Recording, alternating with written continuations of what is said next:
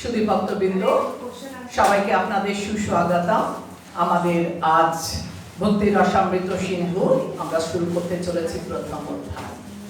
আমাদের গত সপ্তাহে আমরা আলোচনা করলাম ভূমিকা এবং প্রস্তাবনা, এবং আজ আমরা পড়ব শুদ্ধ ভক্তি লক্ষণ। হরে কৃষ্ণ, সবাই রেডি? শুদ্ধ ভক্তি লক্ষণ। এই যে লক্ষণ, এটা কি জিনিস? দেখুন, অনেক সময় আমরা দেখি না, যারা বিবাহিত তাদের মাতাজিদের হাতে শাখা, পলা, কপালে সিঁদুর। এটা কিসের লক্ষণ? যে ওই মাতাজিটা বিবাহিত, তাই না? তো সর্ববার একটা লক্ষণ হচ্ছে বাঙালিদের শাখা, পলা, সিঁদুর। যেমন এগুলো লক্ষণের কথা বলছি, তেমনি শুদ্ধ ভক্তি এই লক্ষণ কি? যেমন আরো লক্ষণ জড়জাগতিতে দেখতে পারে। আপনি যখন বললেন যে আমরা একটা গরু চাই, তো সেটাই যে গরু, সেটা কি করে আপনি জানবেন? আপনাকে গরু কেনার আগে জানতে হবে না যে গরু কি জিনিস, কি কি পার্ট আছে। নয়তো গরু বলে আপনাকে অন্য জন্তু দিয়ে দিতে পারে। তো লক্ষণগুলো আমাদের জানা খুব প্রয়োজনীয়। প্রত্যেকটা জিনিসের লক্ষণগুলো যদি আমরা জানতে পারি, তাহলে আমরা সেই বিষয় বস্তুটা খুব ভালোভাবে অনুধাবন করতে পারব। তেমনি আজকে আমরা জানবো যে শুদ্ধ ভক্তি লক্ষণ কি। আমরা আগের ক্লাসে আলোচনা করেছি শুদ্ধ ভক্তি। আমরা পড়েছি কি? অনাভিলাষিতা শূন্যা। আপনারা জানেন না? বলুন। জ্ঞান কর্মাদি অনাবৃতম আনুকূল্যেন কৃষ্ণানুশীলান ভক্তি উত্তম। তো আমরা আলোচনা করলাম অনাভিলাষিতা কি, জ্ঞান কর্মাদি কি, এক এক করে আমরা আলোচনা করেছি। আর এটাকে প্রতিস্থাপন করার জন্য আমরা নারদ পঞ্চরাত্র থেকে আরেকটা শ্লোক নিয়ে এসেছিলাম। সেটা কি ছিল? সর্বপাধি বিনির্মুক্তা তৎপরতেন নির্মলম ঋষিকেন কৃষ্ণেশ সেবনম ভক্তির উচ্চতা। তো আমরা ভক্তি সম্বন্ধে জানলাম, কিন্তু ভক্তির লক্ষণগুলো কি আজ আমরা জানব। এখানে আমরা দেখছি শ্রীমদ্ ভাগবতে তৃতীয় স্কন্ধে 3 অধ্যায়, তৃতীয় স্কন্ধ 29 অধ্যায় 12 আর 13 শ্লোকে ভগবান কপিল দেব তার মাতা দেবাহুতিকে পারমার্থিক তত্ত্ব সম্বন্ধে নির্দেশ দেবার সময় শুদ্ধ ভগবত ভক্তির লক্ষণ বর্ণনা করেছেন। তাহলে এই শুদ্ধ ভগবত ভক্তির লক্ষণটা কি? শুনুন। হে মাতো, যারা আমার শুদ্ধ ভক্ত এবং যাদের পারমার্থিক কোনো লাভের বাসনা অথবা মনোধর্ম প্রসূত জ্ঞানের প্রতি কোনো আসক্তি নেই, তাদের চিত্ত সর্বদাই আমার সেবায় এত গভীরভাবে মগ্ন থাকে যে তারা আমার কাছ থেকে আমার প্রতি অহৈতুকী ভক্তি ছাড়া আর কিছুই প্রত্যাশা করেন না। এমনকি তারা আমার ধামে আমার সঙ্গে বাস করার সৌভাগ্য পর্যন্ত কামনা করে না। এই যে শুদ্ধ ভক্তর লক্ষণ বলল, শুদ্ধ ভক্তর লক্ষণ আপনাদের সবার চোখের সামনে এখন কে আছে? শ্রী শ্রীমৎ জয়মাতাকার স্বামী গুরু মহারাজ, তাই না? ওনার একটাই উদ্দেশ্য, ভগবত ধামে কি আমি কি করব? আমি এখানে ভগবানের সেবা করি। কিভাবে? যত কিছু বদ্ধ জীবরা আছে এক প্রান্ত থেকে আরেক প্রান্তে শারীরিক অসুস্থতা সত্ত্বেও তিনি কিন্তু প্রচার থামাননি। আর তিনি যথার্থ আচার্য, নিজে আচরণ করে শিখিয়েছেন। তিনি ভক্তি, এটা কি? ভক্তি শাস্ত্রী, ভক্তি বেদান্ত, ভক্তি বৈভব, ভক্তি সার্বভৌম সব কিছু কোর্স করেছেন, এরকম না যে পরীক্ষা দেননি, নিজে পড়ে পরীক্ষা দিয়ে পাশ করে প্রশংসাপত্র নিয়েছেন। তো তাহলে এই যে শুদ্ধ ভক্তের লক্ষণ আমরা আর কোথায় দেখি? প্রহ্লাদ মহারাজ শুদ্ধ ভক্তের লক্ষণ। আর আমরা কোথায় দেখি শুদ্ধ ভক্তের লক্ষণ? দামোদর লীলা যখন আমরা করি না, ওই কোন মাসে করি? কার্তিক মাসে। তখন একটা স্ট্যান্জা আছে, দেখবেন খুব সুন্দর। বরং দেব মক্ষন্না মক্ষবধিম্বা না চন্দন বৃন্নে ইদং দেব পুরনাথ গোপাল বালং সদা মে মনসা বিরাস্তাঙ্কি মন্নাই। কে লিখেছে? কি বলছে? যে দেখো, যে তুমি তো আমাকে ভগবান, সত্যব্রত মুনি বলছেন ভগবানকে যে তুমি তো আমাকে বর দেবে, কিন্তু আমার কোনো বর চাই না, আমার কোনো মুক্তি চাই না, আমি মুক্তি পেয়ে বৈকুণ্ঠেও যেতে চাই না। কিন্তু তাহলে তুমি কি চাও? বলে আমি চাই তোমার এই যে বাল গোপাল স্বরূপ রূপটা, এটা যেন আমি সদা মানুষে কি করি? প্রত্যক্ষ করতে পারি। তার মানে যারা শুদ্ধ ভক্ত তারা মুক্তি চায় না, ভুক্তি চায় না। আমরা পড়েছি না, আরেকটা পড়েছি, মুক্তি ভুক্তি মুক্তি সিদ্ধিকামী সকলেই অশান্ত, কৃষ্ণ ভক্ত শান্ত, কৃষ্ণ ভক্ত নিষ্কাম, অতএব শান্ত। তো যারা শুদ্ধ ভক্তের লক্ষণ আমাদের কি না, তারা কখনো ভগবত ধামেও যেতে চায় না। তাদের একটাই উদ্দেশ্য, যেখানে থাকি ভগবানের আমরা সেবা করব। আর একটা দেখুন, ওই যে ভক্তি বিনোদ ঠাকুর লিখেছেন, কীট জন্ম হোক যথা তুয়া দাসা, বহির্মুখ ব্রহ্ম জন্মে নাহি আশা।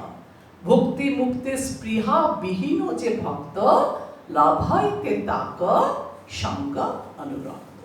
বলছে তুমি যদি আমাকে জন্মই দাও, কোন ভগবত ভক্তের ঘরে জন্ম দাও, আর তুমি যদি আমাকে কীট হিসেবেও জন্ম দাও, তাহলে একটা আমার কাছ থেকে অধিকার কেড়ে নিও না। সেটা কি? আমি তোমার সেবা করে যেতে চাই।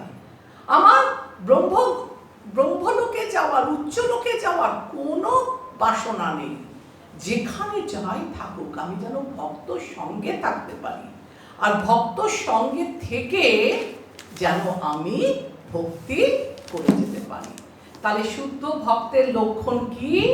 যে এরা কোনো পার্থিব বিষয় লাভের কামনা করে না, বা এরা কোনো মনোধর্ম প্রসূত জ্ঞান, নিজের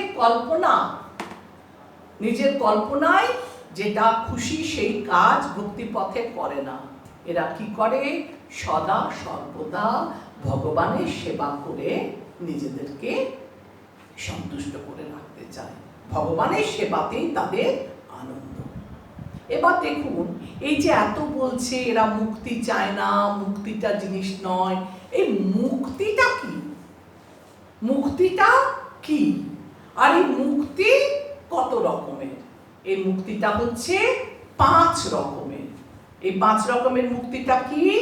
যারা ভগবানের সাথে থাকতে চায় সেই মুক্তিটাকে বলে স্বামীপ্য মুক্তি। যারা ভগবানের লোকে থাকতে চায় সেই মুক্তিটা হচ্ছে সালোক্য মুক্তি। যারা ভগবানের সমান রূপ পায় তারা হচ্ছে সারূপ্য মুক্তি। আর যারা ভগবানের সমান ঐশ্বর্য লাভ করে তারা হচ্ছে শাস্তি। আর যে সমস্ত ভক্তরা, যে সমস্ত জীবরা ভগবানের ব্রহ্মজ্যোতিতে বিলীন হয়ে যেতে চায়, ভগবান হয়ে যেতে চায়, ভগবানের সঙ্গে একাত্মীভূত হয়ে যাওয়ার বাসনা করে, মুক্তি লাভ করে, সেটা হচ্ছে সাযুজ্য মুক্তি। এই প্রসঙ্গে বলে রাখি, একবার গুরু মহারাজ, ভক্তিচারু স্বামী গুরু মহারাজ বলছিলেন যে সর্বপ্রথম তিনি যখন ভক্তি পথে আসেন, তো হয় না বন্ধুদের পাল্লায় পড়ে ইস্কানে এসেছে, কলকাতায় ইস্কানে এসে গীতা চাইছে, গীতা বইটা কোথায়। তো গীতা ওদের কাছে সেই সময়টা হয়তো ছিল না। তো ভাবলো যখন গীতা নেই, এই চটি বইগুলো দিয়ে কি হবে, এসেছেন একজন মোটা দেখে একটা বই দিলাম। সে কোন বইটা দিয়েছে? ভক্তি রসামৃত সিন্ধু। যাই হোক, গুরু মহারাজ ওটা কিনেছেন, কিনে বাড়ি গেছে, গিয়ে পড়ছে। হ্যাঁ, প্রথমে দেখছে যে বাবা মুক্তি 5 রকম। বলছে আমার তো ধারণা ছিল মুক্তি একরকমই হয়। আবার বলছে যেটা নেগেটিভ মুক্তি না, কোনটা নেগেটিভ মুক্তি? সাজুর্য মুক্তিটা। বলছে আমি তো ওইটাই জানতাম একটাই মুক্তি হয়, আর সেটাও জানতাম নেগেটিভ মুক্তিটা, আর বাকি 4টের কথা তো আমি শুনিনি, কখনো জানতাম না। একটাই মুক্তির কথা জানতাম, সেটাই বর্জনীয়, নেগেটিভ মুক্তি না। তো তখন আমি কি করলাম, ওইটা দেখে আমার খুব ভালো লাগলো যে এত সুন্দর বই। তারপর আমি প্রভুপাদের কাছে সেই রাত্রেবেলা আমি স্বপ্ন দেখলাম যে গুরু মহারাজ বলছেন যে প্রভুপাদ ব্যাসাসনে বসে আছে। আর আমি পরদিন সকালে মনস্থির করে নিলাম যে আমি আর কোথাও যাব না, আমি আমার এনাকেই আমি আমার গুরুদেব হিসেবে গ্রহণ করব। তো এই ছিল ভক্তিচারু স্বামী মহারাজের প্রথম ভক্তি, এটা রসামৃত সিন্ধু বইটা উনি কিনে পড়ে এই মুক্তিটা প্রথম পড়ে ওনার ভালো লেগেছিল। যে দেখো যে 5 রকমের মুক্তি, এটা তো আমাদের জানার কথাই না। বই শুরু হয়েছে কি দিয়ে? মুক্তি দিয়ে শুরু হয়েছে। এইভাবে ভক্তিচারু স্বামী মহারাজ ইস্কারের সঙ্গে যোগদান করলেন এবং ধীরে ধীরে ভক্তি পথে এগোলেন। এবার বলছে এই মুক্তিটা কি জিনিস। দেখুন, একটা ছেলে ডেলি কাঁদে, বলে বাবা আমি আজকে স্কুল যাব না। ছোট বাচ্চারা বলে না, আজকে স্কুল যাব না। মাকে বলে মা আজকে স্কুল যাব না। ডেলি একই অশান্তি, যা তোকে আর স্কুল যেতেই হবে না, ছেড়ে দিলাম, একবারে 1-এ ভর্তি করবো। ওই আজকাল নার্সারি কেজি এগুলোতে যেতে চায় না, বাচ্চা ডেলি কাঁদে, যা তোকে আজকে আর এখন স্কুল যেতে হবে না। তো বাচ্চাটা কি হলো, মুক্তি পেয়ে গেল। তারপরে আমরা আরো দেখি মুক্তি, স্বামী স্ত্রী ঝগড়া করে করে একটা ডিভোর্স পর্বে চলে গেল, হয়ে গেল ডিভোর্স। তখন কি হলো, এরা মুক্তি পেয়ে গেল, আর চিন্তা নেই, ও মুক্ত হয়ে গেলাম আমি, আর আমাকে এইগুলো কিছু করতে হবে না। তো এইভাবে এই মুক্তিটা কিন্তু ভগবত ভক্তির যে মুক্তি, যা এটা পারমার্থিক মুক্তির গল্প করলাম, আর ভগবত ভক্তির যে মুক্তি সেটা হচ্ছে যেটা আমি আলোচনা করলাম 5টা। কি কি? 1 নাম্বার বললাম সামীপ্য, 2 নাম্বার বললাম সালোক্য, 3 নাম্বার কি বললাম সারূপ্য, 4 নাম্বার বললাম শাস্তি, আর 5 নাম্বারটা হচ্ছে সাহায্য। প্রথম 4টে লোকে অনেকেই জানে না, শোনেনি কখনো না, ইস্কানে এসে পড়ার আগে তারা এই মুক্তি সম্বন্ধে জানতো না। একটা নেগেটিভ, সেটা কোনটা? সাহায্য। এবার বলছে যে দেখুন, শ্রীমদ্ ভাগবতে কপিল দেবের এই উক্তিতে শুদ্ধ ভক্তের যথার্থ মনোভাব বর্ণিত হয়েছে এবং ভক্তির সামান্য লক্ষণও বর্ণিত হয়েছে। শ্রীল রূপ গোস্বামী শাস্ত্র প্রমাণের মাধ্যমে ভক্তির বিভিন্ন লক্ষণ বর্ণনা করেছেন। তিনি বলেছেন যে শুদ্ধ ভক্তি 6টা। এখানে আপনারা দাগ দেবেন, ইম্পর্টেন্ট এটা। আর কটা মুক্তি, সেখানেও আপনারা দাগ দেবেন। তো বলছে প্রত্যেকটা জিনিসের লক্ষণ হয়, আপনাদের বললাম শাখা পলা সিঁদুরের গল্প করলাম, আর কিসের বললাম লক্ষণ হিসেবে কি বললাম, জয় পতাকা স্বামী মহারাজ এখনো ছুটছে, এখনো পড়ছেন, শুদ্ধ ভক্তের লক্ষণ করলাম। এবার বলছে এই শুদ্ধ ভক্ত ভক্তি করতে এসেই আপনারা 6টা জিনিস ফিল করবেন, 6টা লক্ষণ আছে, তার মধ্যে আপনি কি ফিল করবেন এটা আপনার ব্যাপার, আমি বলছি শুনুন। 1 নাম্বার হচ্ছে ক্লেশ অগ্নি, অর্থাৎ সব রকমের ক্লেশ। আপনি ভক্তি করতে এসছেন, দেখবেন আপনি হয়তো জীবন সংগ্রামে জর্জরিত হয়ে কোনো মানুষ হয়তো ভক্তি করতে আসে, তাই না? তো এসে ভক্তি করতে করতে হরে কৃষ্ণ মহামন্ত্র জপ করতে করতে আপনি ফিল করবেন যে আপনার যত ক্লেশ আছে সেগুলো আস্তে আস্তে দূরীভূত হয়ে যাচ্ছে। তার মানে শুদ্ধ ভক্তির লক্ষণ 1 নাম্বার কি বললাম? ক্লেশ। সব রকমের ক্লেশ একবারে দূর হয়ে যায়। 2 নাম্বার শুদ্ধ ভক্তি শুভদা, অর্থাৎ সর্বতোভাবে মঙ্গলময়। মঙ্গলময়। আর আগেরটা কি বললাম? ক্লেশগ্নি। দেখুন, একটা বীজ যখন অঙ্কুরিত হয় তখন ওই বীজটা থেকে প্রথমে 2টো পাতা বেরোয়, তাই না? আর এই পাতাগুলো দেখবেন একটা দিক মসৃণ থাকে আর পেছনটা একটু রাফ খসখসে থাকে। তো যেটা খসখসে দিক সেই পাতাটা হচ্ছে ক্লেশগ্নি। প্রথমে 2টো পাতা ছাড়ে ওটা। পেছনটা যেটা রাফ পাতা দিকটা ওটা হচ্ছে ক্লেশগ্নি। আর পাতার যে দিকটা মসৃণ স্মুথ ওইটা হচ্ছে শুভদা। তাহলে প্রথমে আমি কি বললাম? 2খানা লক্ষণ। 2টো লক্ষণ কার সঙ্গে কম্পেয়ার করলাম? একটা বীজ অঙ্কুরিত হলো, 2টো পাতা বেরোলো, পাতাগুলোর একদিকটা খসখসের দিকটাকে বলা হচ্ছে ক্লেশগ্নি, আর যেটা নরম মসৃণ সেটা হলো শুভদা। এরপরে 3 নাম্বারটা হচ্ছে শুদ্ধ ভক্ত সান্দ্রানন্দ বিশেষাত্মা, অর্থাৎ শুদ্ধ ভক্তি দিব্য আনন্দ প্রদান করেন। এই যে আমরা ইস্কনে আসছি, আমরা ভালো লাগে, আনন্দ লাগে, তাই না আসি? আমরা দেখেছি শিক্ষাষ্টকমে কি বলছে? হরিনাম করলে কি হয়? আনন্দম বুদ্ধি বর্ধনম প্রতিপদম পুণ্যামৃত সাধনম। আমরা যখন হরিনাম করি ধীরে ধীরে আমাদের হৃদয়ের কলুষতাগুলো দূর হয় আর আনন্দের সাগরে আমরা নিমজ্জিত হই। আনন্দম বুদ্ধি বর্ধনম প্রতিপদম পুণ্যামৃত, প্রতি পদে পদে আমরা অমৃত স্বাদ পাই। এখানে একটা আনন্দ সম্পর্কে বলছে না, তো একটা খুব সুন্দর হাসির গল্প আছে, একটু শেয়ার করছি। বলছে এক ভদ্রলোক ট্রেনে যাচ্ছে, ট্রেন দিয়ে স্ত্রীকে নিয়ে সস্ত্রীক যাচ্ছে। তো যারা গীতা বিক্রি করি আমরা, গীতা বিক্রেতা, গীতানিন বলে বলে ট্রেনে যায় না, তো ওই ভদ্রলোকের কাছে এসেছে।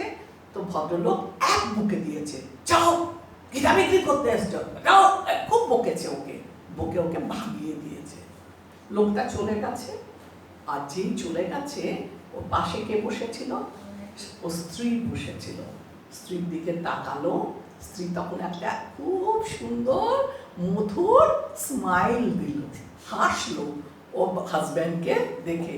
এত সুন্দর হাসলো যে তুমি ওই বেচারার সঙ্গে এরকম ব্যবহার করলো।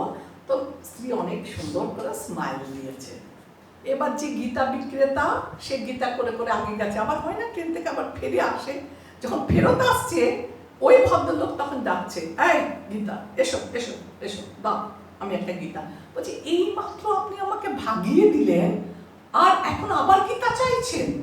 বললে হ্যাঁ চাইছি, তার কারণ এই যে তোমায় আমি বকলাম না গীতা নেব না বলে, এই প্রথম আমি দেখলাম আমার স্ত্রী এত সুন্দর একটা স্মাইল, এত সুন্দর হাসলো।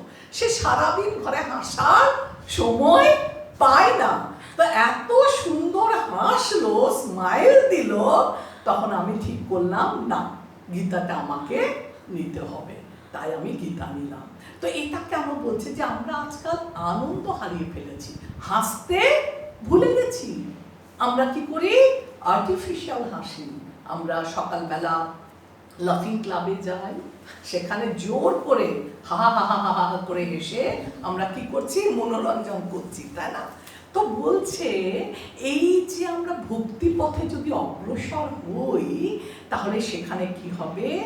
সান্দ্রানন্দ বিশেষাত্মা, শুদ্ধ ভক্তি আমাদেরকে দিব্য আনন্দ দেবে এবং সে আনন্দে আমরা মত্ত থাকবো এবং আমাদের খুব ভালো লাগবে। আচ্ছা, 4 নাম্বার, তাহলে 1 নাম্বারটা কি বলেছিলাম? ক্লেশ। 2 নাম্বার কিসের উদাহরণ দিলাম ক্লেশগুলিতে? একটা বীজ অঙ্কুরিত হলো। 2 নাম্বারটা কি বললাম? শুভদা, যেটার নাম হচ্ছে মঙ্গলময়। আর এটাও একটা উদাহরণ দিলাম পাতার পেছন দিকটা না, মসৃণ দিকটা, শুভদা। আর 3 নাম্বার কি বললাম? সান্দ্রানন্দ বিশেষাত্মা। এখানে আপনাদের কিসের উদাহরণ দিলাম? আনন্দম বুদ্ধিবর্ধনম প্রতিপাদম পুণ্যামৃত সাধনম। আমরা হরে কৃষ্ণ মহামন্ত্র করলে পদে পদে কি পায়? আনন্দ পায়, আনন্দের সাগরে নিমজ্জিত হয়। 4 নাম্বার শুদ্ধ ভক্তি হচ্ছে সুদুর্লভা। এই শুদ্ধ ভক্তি লাভ করা অত্যন্ত দুর্লভ। তাহলে কি হয়? শুদ্ধ ভক্তি পাওয়া অত সোজা না। কারণ কি? কেন পায় না, কেন দুর্লভ, আমরা তো আলোচনা করবই। কিন্তু তাহলেও ভগবান এটা সহজে কাউকে দিতে চায় না। আর আরাধনা করেও এই ভক্তিটা পাওয়া যায় না। 1 নাম্বার হচ্ছে ভগবান দিতে চায় না, আর 2 নাম্বার হচ্ছে আমরা আরাধনা করেও শুদ্ধ ভক্তি পেতে পারি না। তাহলে শুদ্ধ ভক্তি কি হলো? সুদুর্লভা। তারপরে 5 নাম্বার হচ্ছে কোনটা? ভগবান দিতে চান না, আর সেকেন্ডটা আর আমরা আরাধনা করে, মানে আমরা চেয়ে ভগবানের কাছে আমরা প্রার্থনা করে শুদ্ধ ভক্তিটা পাই না। ভগবানের কৃপা ছাড়া, সাধু গুরু বৈষ্ণবের কৃপা ছাড়া আমরা ভগবানের এটা পাবো না। তোমাকে যেটাই করতে হবে, একাকী তুমি ভগবানের, একাকী আমার নাহি পাই বল হরিনাম সংকীর্তনে। তাই জন্য যখনই আমরা হরিনাম সংকীর্তন করব, সাধু গুরু বৈষ্ণবের কৃপা নিয়ে তাদের কাছে আমরা প্রথমে জোর হাত করে চাইব যেন আমি একসাথে একই জায়গায় বসে একসঙ্গে যেন 16 মালার জপ কমপ্লিট করতে পারি। তারপর সারাদিন আপনি এক্সট্রা করুন, রাস্তায় ঘাটে ট্রামে বাসে, ওটা আলাদা জিনিস। কিন্তু আমাদের কি করতে হবে? যে কি পড়াচ্ছিলাম, সুদুর্লভা, আপনি বুঝেছেন? নেক্সট হচ্ছে, আর যদি কোনো প্রশ্ন থাকে না মাঝে মাঝে আপনি লিখে রাখবেন। ক্লাসের শেষে আমি 10 মিনিট টাইম দেব, আপনারা তখন প্রশ্নগুলো আলোচনা করবেন। খেইটা হারিয়ে যায় মাঝে মাঝে, এই জন্য মাঝখানে প্রশ্ন করলে। এবার দেখুন কি বলছি, 5 নাম্বারটা কি? মোক্ষ লঘুতাকৃত, অর্থাৎ শুদ্ধ ভক্তি মোক্ষকেও তুচ্ছ করে। শুদ্ধ ভক্তি, ভক্তিটা কি না? ভক্তি হচ্ছে এমন একটা জিনিস যেটা কৃষ্ণকেও আকর্ষণ করে। কৃষ্ণ শব্দটার নাম কি? সর্বাকর্ষণ। সবাইকে আকর্ষণ করছে কৃষ্ণ। আর কৃষ্ণকে কে আকর্ষণ করছে? যেটা শুদ্ধ ভক্তি, যেটা সেটা কৃষ্ণকে আকর্ষণ করে। আর ভক্তির চূড়ামণিকে শ্রীমতী। আচ্ছা, এরপর আমরা 6 নাম্বারটা পড়ব কি না? শুদ্ধ ভক্তি কৃষ্ণকর্ষিণী, অর্থাৎ শ্রীকৃষ্ণকে আকর্ষণ করার একমাত্র উপায়। না না, আমি এটা কি বললাম, তার আগে আমি পয়েন্টটা বলি। 5 নাম্বার হচ্ছে শুদ্ধ ভক্তি কি করে? মোক্ষ লঘুতাকৃত, যেটা শুদ্ধ ভক্তি, যারা উন্নত ধরনের ভক্ত তারা ভক্তি মুক্তি ফুক্তি কামনা করে না। তারা বলে আমাদের যেভাবেই রাখুন, আমি কি চাইবো? যেখানেই রাখুন, জন্মাওবে যদি মোরে ইচ্ছা তব, যদি তোমার আমাকে আবার জন্ম দাও, আমার একটাই অনুরোধ, ভগত গৃহে যেন জন্ম হোক মোর। আমার যেন কোনো ভক্ত গৃহে জন্ম হয়, যাতে আমি তোমার সেবা করে বড় হতে পারি। আর কি?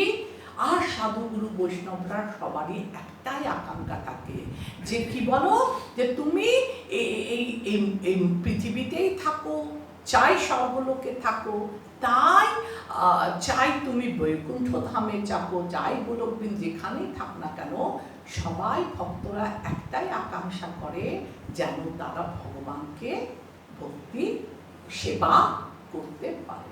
সর্বদা মানুষ আমাদের মনে রাখতে হবে, জীবের স্বরূপ হয় কৃষ্ণের নিত্য দাস। তাই সেটা মাথায় রেখে আমাদের, আর এই ভক্তিটা কি? ভক্তিটা হচ্ছে শুদ্ধ ভক্তি কাকে বলে? ভক্তি দুটো ভাব, একটা হচ্ছে অপ্রতিহতা আর আরেকটা হচ্ছে কি অহৈতুকী। ভক্তিটা কোনো হেতু থাকবে না, কোনো কামনা বাসনা থাকবে না তার ভেতর, আর অহৈতুকী অপ্রতিহতা ভক্তি, সেটাই হচ্ছে শুদ্ধ ভক্তি। এবার আমরা একটা একটা করে কি করব, একটা একটা করে আলোচনা করি। প্রথমটা হচ্ছে ক্লেশগ্নি। আমি 6টা বললাম, আপনাদের সবার মনে আছে? কি কি বললাম? 1 নাম্বারটা কি? 2 নাম্বারটা কি? শুভদা। 3 নাম্বারটা সান্দ্রানন্দা বিশেষ। 4 নাম্বারটা 5 নাম্বারটা মুক্তি। কি আছে? শুদ্ধ ভক্তি, মোক্ষ, মোক্ষ লঘুতা। মোক্ষটাকেও শুদ্ধ ভক্তি পেছনে ফেলে আসে। দরকার নেই মুক্তি আমার, শুদ্ধ ভক্তি করে আনন্দ থাকবো। আর 6 নাম্বারটা কি? শ্রীকৃষ্ণ আকর্ষণ। শ্রীকৃষ্ণ সকলকে আকর্ষণ করে। এবার আমরা আলোচনা করছি ক্লেশগ্নি। ক্লেশগ্নি সেটা কি? আমরা ক্লেশ পাই না এই পৃথিবীতে? জন্ম, মৃত্যু, জরা, ব্যাধি, ত্রিতা ক্লেশ, আদি দৈবিক, আদি ভৌতিক, আদি আদি। এই ক্লেশ আমরা কেন পাই? এই ক্লেশের কারণ হচ্ছে আমাদের অজ্ঞতা। আমাদের অজ্ঞতা। আপনাকে আমি একটা জাগতিক উদাহরণ বলি। একটা গ্লাসের মধ্যে একটা শরবত, একটা শরবতে কেউ বিষ মিশিয়ে দিয়েছে, আর একটা এমনি শরবত। তো আপনি জানেন না যে গ্লাসটার শরবতের ভেতর বিষ মেশানো আছে। তো আপনি না জেনে ওটা যদি খেয়ে ফেলেন, তাহলে কি হবে? আপনার মৃত্যু হবে। আপনি যদি জানেন যে ওটাতে বিষ আছে, তাহলে আপনি ওটা পান করবেন? নিশ্চয়ই না। তাহলে আপনি বিষের গ্লাস পান করছেন কেন? আপনার অজ্ঞতার জন্য। তাহলে এই যে আমরা ক্লেশগ্নি, আমরা ক্লেশ পাচ্ছি, এর কারণ হচ্ছে অবিদ্যা। আমরা অজ্ঞ, আমরা জানি না, তাই আমরা কি করছি? আমরা বিভিন্ন সময় বিভিন্ন জায়গায় ক্লেশ পাচ্ছি। আর এই যে ক্লেশ, এই ক্লেশটা কিভাবে আসছে? শ্রীল রূপ গোস্বামী বলছেন যে এই জন্মের পাপ আর পূর্ব জন্মের পাপ। আমরা এই জন্মেও পাপ করছি, আমরা পূর্ব জন্মেও পাপ করেছি। আর দুই ক্লেশের কারণ। সাধারণত পাপ কর্ম অবিদ্যার ফলে সংগঠিত হয়ে থাকে, কিন্তু অবিদ্যার অজুহাত দেখিয়ে পাপের প্রতিক্রিয়া থেকে রেহাই পাওয়া যায় না। পাপের ফল দুই রকম। এই অবিদ্যার অজুহাত দেখিয়ে পাপের থেকে রেহাই পায় না। একটা খুব সুন্দর উদাহরণ দিই। একটা ডাক্তার, তার কাজ কি? রোগীকে বাঁচানো।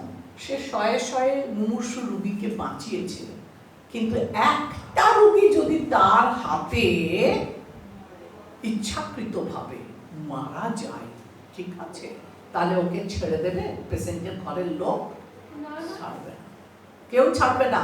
ভাঙচোর, মারপিট, কত কিছু হবে, তাই না? তো 100টা পেশেন্ট বাঁচিয়েছে, কিন্তু একটা ভুল করেছে, পাপের ফল ভোগ করতেই হবে। তাহলে আমরা যত পুণ্য কাজ করছি, কিন্তু আমরা যদি একটা পাপ কার্য করি, সেটা কিন্তু সঙ্গে সঙ্গে আমাদের ভেতর থেকে গেল। কোন পাপের ফলটা আমরা এখন ভোগ করছি, কোন পাপের ফলটা আমরা পরবর্তী জীবনে গিয়ে ভোগ করব। যে পাপের ফলটা আমরা এখন ভোগ করছি, সেটাকে বলা হয় প্রারব্ধ। আর যে পাপের ফলটা বীজ হিসেবে থেকে গেল, আমরা পরবর্তী জীবনে গিয়ে সেটা ভোগ করব, সেটাকে বলা হয় অপ্রারব্ধ। দেখুন আরেকটা সুন্দর উদাহরণ দিই। এই যে একই সাথে আপনি টমেটো গাছ লাগিয়েছেন, বেগুন গাছ লাগিয়েছেন, আম গাছ লাগিয়েছেন, একই সাথে টমেটো আর বেগুনটা 2-3 মাস পরেই ফলে গেল, ফসল হয়ে গেল। কিন্তু আম গাছ ফসল দিতে বছরের পর বছর, 5-7 বছর লেগে গেল, তবে একটা আম গাছ ফল দেয়। আপনি বলবেন একই সাথে হয়েছে, তো একই সাথে কেন ফল না? না, কিছু জিনিস সাথে সাথে হলো, কিছু জিনিস ফল দিতে দেরি হয়। আপনি পাপ কাজ করছেন, আপনার পাপের প্রতিক্রিয়া কিছু জিনিস তাড়াতাড়ি হলো, প্রারব্ধ, আর যেটা টাইম লাগবে সেটা বীজ হিসেবে আপনার পাপ অপারব্ধ হিসেবে আপনার হৃদয়ে, আপনার ভেতর থেকে গেল। প্রারব্ধ অপারব্ধ ক্লিয়ার হলো, যেটা আমরা এখন ভোগ করছি সেই পাপ প্রারব্ধ, যেটা আমরা ভবিষ্যতে ভোগ করবো সেটা হচ্ছে অপ্রারব্ধ। আচ্ছা, বলছে দেখুন, আমরা কখনো কখনো দেখি না, কালকে কি পড়াচ্ছিলাম কুন্তি মহারানীর শিক্ষা, সেখানে পড়ালাম না, ঐশ্বর্য সুত শ্রী, কি কি ঐশ্বর্য? আমাদের বংশ, বংশ, ঐশ্বর্য, শ্রুত, দেখতে সুন্দর, দেখতে সুন্দর না, পড়াশোনায় ভালো, আর শ্রী, দেখতে সুন্দর। এইগুলো মানুষ কখনো কখনো দেখবেন কেউ খুব কুৎসিত হয়ে জন্মগ্রহণ করলো, যাকে দেখতে খুব খারাপ, কারোর পড়াশুনো হলো না, কেউ হয়তো খুব গরিব হয়ে জন্মালো, কার হয়তো কি হলো না, কোনো ধন সম্পদ নেই, গরিব হলো, হ্যাঁ, আর কেউ হয়তো খুব নিচু কুলে জন্মগ্রহণ করলো। বলছে এই সবগুলো হচ্ছে পূর্ববর্তী আপনার কর্মের ফল। আপনি যদি পূর্ববর্তী জীবনে ভালো কর্ম করেন, এই জীবনে হয়তো খুব সুন্দর আপনার রূপ হলো, কিন্তু এইগুলো হচ্ছে আবার ভক্তি পথের বাধা। উচ্চ শিক্ষা, ভালো রূপ, তারপরে উঁচু কুলে জন্ম, ভালো, এইগুলো হচ্ছে অবস্ট্যাকল, ভক্তি পথের বাধা। কেন? এইগুলো আপনাকে অহংকার দেয়, আর অহংকার থাকলে ভক্তি হয় না। কিন্তু তার মানে এই না যে এটা থাকলে হবে না। আপনি যদি অহংকারটা ত্যাগ করে ভক্তি করেন, তাহলে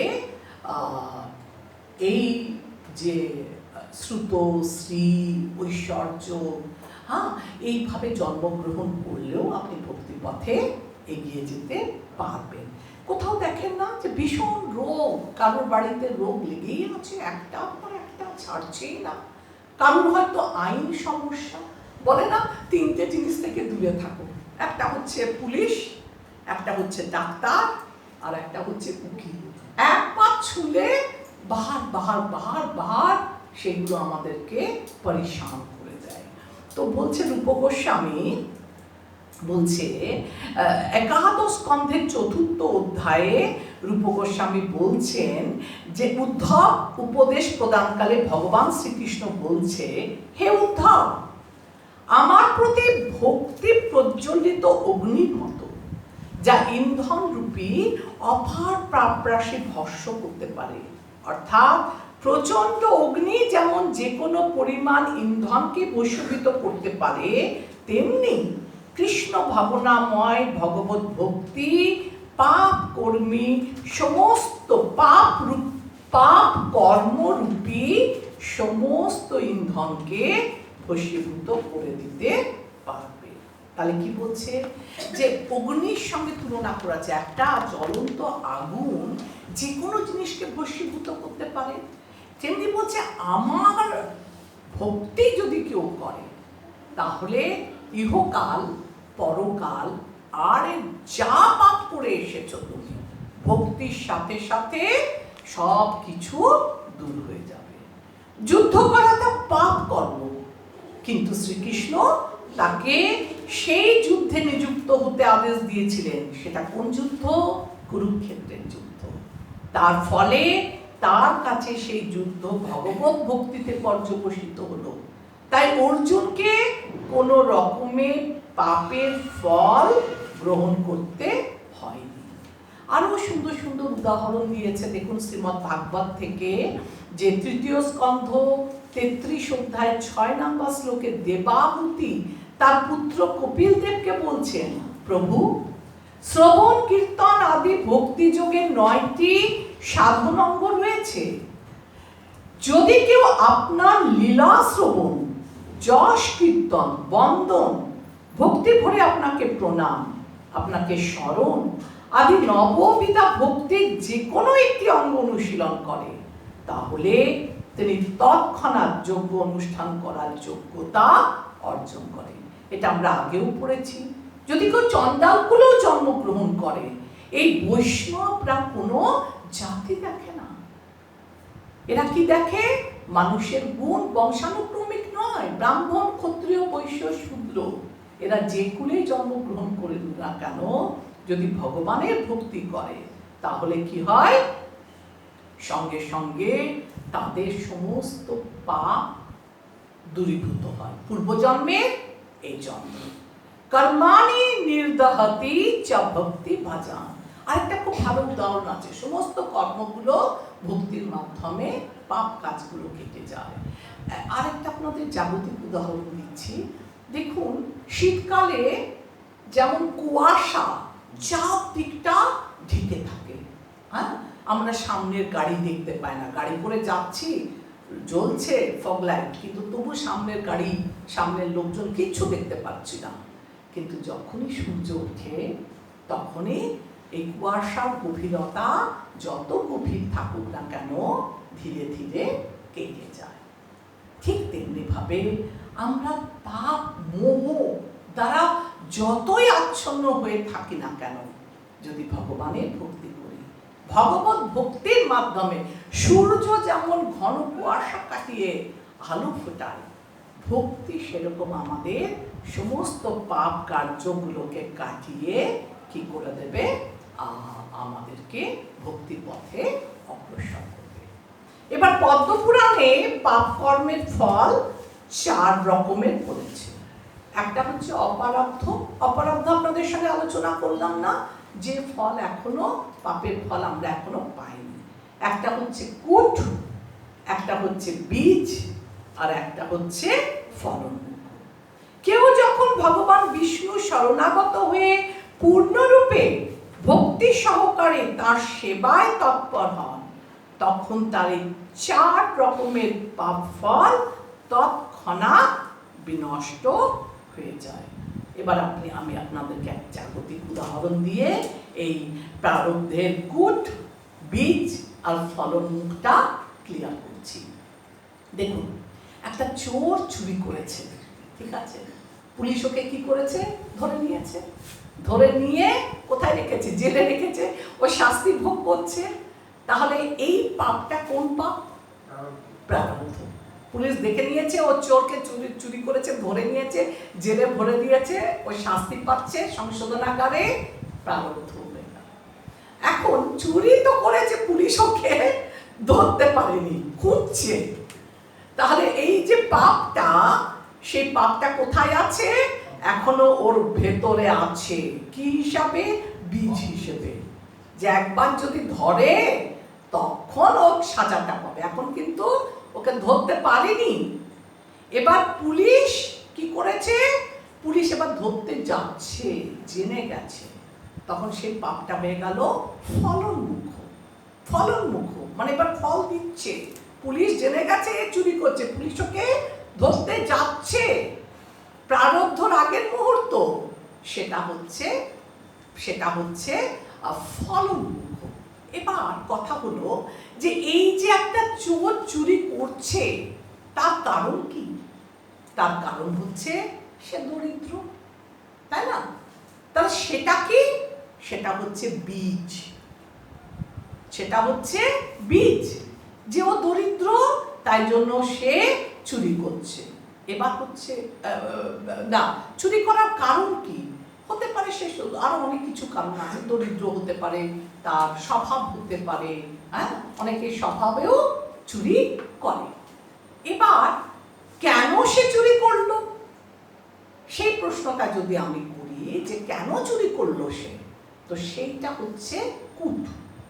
তার মানে আমাদের ভেতর বীজ আছে, মানে প্রবণতা আছে, যে আমরা চুরি করেছি, পুলিশ আমাকে এখনো ধরতে পারেনি, যে মুহূর্তে আমাকে ধরবে তাহলে আমার এই বীজ ফলনমুখ হয়ে বীজ। আর বীজটা কেন না, আমার কিছু অপ্রাপ্ত বস্তু আছে বা পূর্বজন্মের কর্মফল আছে যেটা আমি মনে মনে চাই। দেখুন একটা উদাহরণ দিচ্ছে আরো ভালো। একটা ছোট বাচ্চা, সে হাঁটতে শেখেনি, সে যখনই চলতে শুরু করলো 1-2 মাসের মধ্যে সে হাঁটতে পারছে, যখন হাঁটতে শুরু করলো তারপর থেকে। ঠিক তেমনি ভাবে, কারণ কি ওই হাঁটার প্রবণতাটা ওই শিশুটির অন্তরে ছিল আগের থেকে, তাই যখন সে হাঁটতে শুরু করলো সে অনায়াসে হাঁটতে পারলো।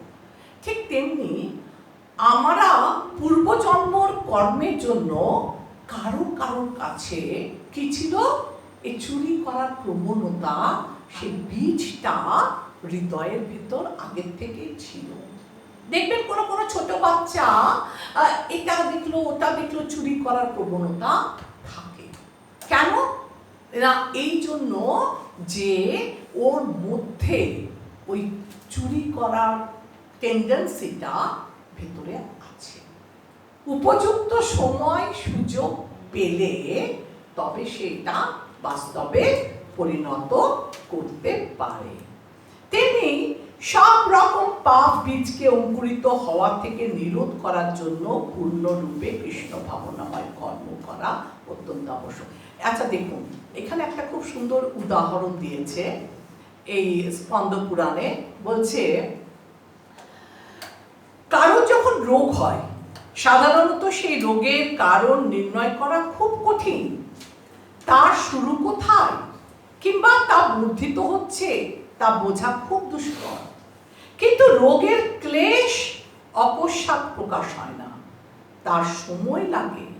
চিকিৎসার ক্ষেত্রে চিকিৎসক যেমন সাবধানতা অবলম্বন করে রোগের প্রতিকারের জন্য টিকা দেয়, তেমনি সব রকম পাপ বীজকে অঙ্কুরিত হওয়া থেকে নিরোধ করার জন্য কেউ যদি পূর্ণরূপে কি করে, কৃষ্ণ ভাবনাময় কর্ম করে, তাহলে সে সেই পাপ থেকে মুক্তি পেতে পারে।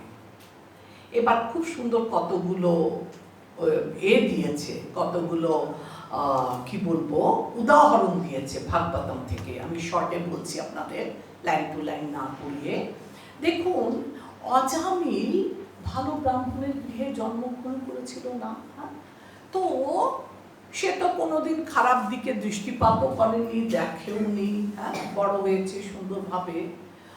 অজামিলের পূর্বজন্মে কিছু পাপ ছিল, যখন সঠিক সময় স্থান কাল পাত্র হিসাবে যখন সে যৌবনে উপনীত হলো, ভেতরে একটা ছিল, কিন্তু ছোট থেকেই ধার্মিক পরিবারের মানুষ ফুল তুলছে, পুজো করছে, বড় হচ্ছে, পরিবেশ সব কি সব অনুকূলে, ভক্তির অনুকূলে। কিন্তু যেহেতু হৃদয়ের মধ্যে একটা পাপের বীজ রোপণ ছিল, সেটা অঙ্কুরিত হওয়ার সুযোগ পায়নি। যৌবনে হঠাৎ লক্ষ্য করলো, যখন যে একজন বেশ্যার সাথে কি করলো, যে কোনো অপ্রীতিকর ঘটনা যখন সে দেখলো, তখন সে চলে গেল না। এমনি হয় না, আমাদের রাস্তায় কত কিছু তো লোকে দেখে, সব জিনিসকে আমরা তাকিয়ে তাকিয়ে দেখি না। কত খারাপ কাজ করছে লোকে, কত ভালো কাজ করছে, রাস্তায় ঘাটে ট্রেনে অনবরত আমরা দেখতে পাই, কিন্তু কিছু আমরা ওভারলুক করে দিই, যে এটা করছে চল আমরা সামনে দেখি, ওইদিকে আমরা তাকাই না। কিন্তু অজামিল কি করলো, ও গাছের পেছন থেকে দাঁড়িয়ে দাঁড়িয়ে সে অশ্লীল দৃশ্যগুলো তাকিয়ে তাকিয়ে দেখলো। তার মানে কি? তার মানে হচ্ছে এই যে আমি আলোচনা করলাম, যে পূর্বজন্মে তার এই পাপের বীজ তার ভেতরে ছিল, কিন্তু স্থান কাল পাত্র হিসেবে সেটা বহিঃপ্রকাশ হলো। আর কি দেখলাম এখানে, আর একটু পড়ি। হ্যাঁ, আর সে পথভ্রষ্ট হলো, লক্ষ্যভ্রষ্ট হলো, সে কি হলো, ভক্তিপথ থেকে পতিত হলো, এবং ক্রমে ক্রমে অন্তিম কালে সে কি করলো, তার পুত্র নারায়ণকে স্মরণ করল। আর নারায়ণকে স্মরণ করার সাথে সাথে যমদূত আর বিষ্ণুদূত এসে দুপক্ষ থেকে তাকে নিয়ে যেতে এলো এবং বিষ্ণুদূত জয়ী হলো, সে উদ্ধার পেল।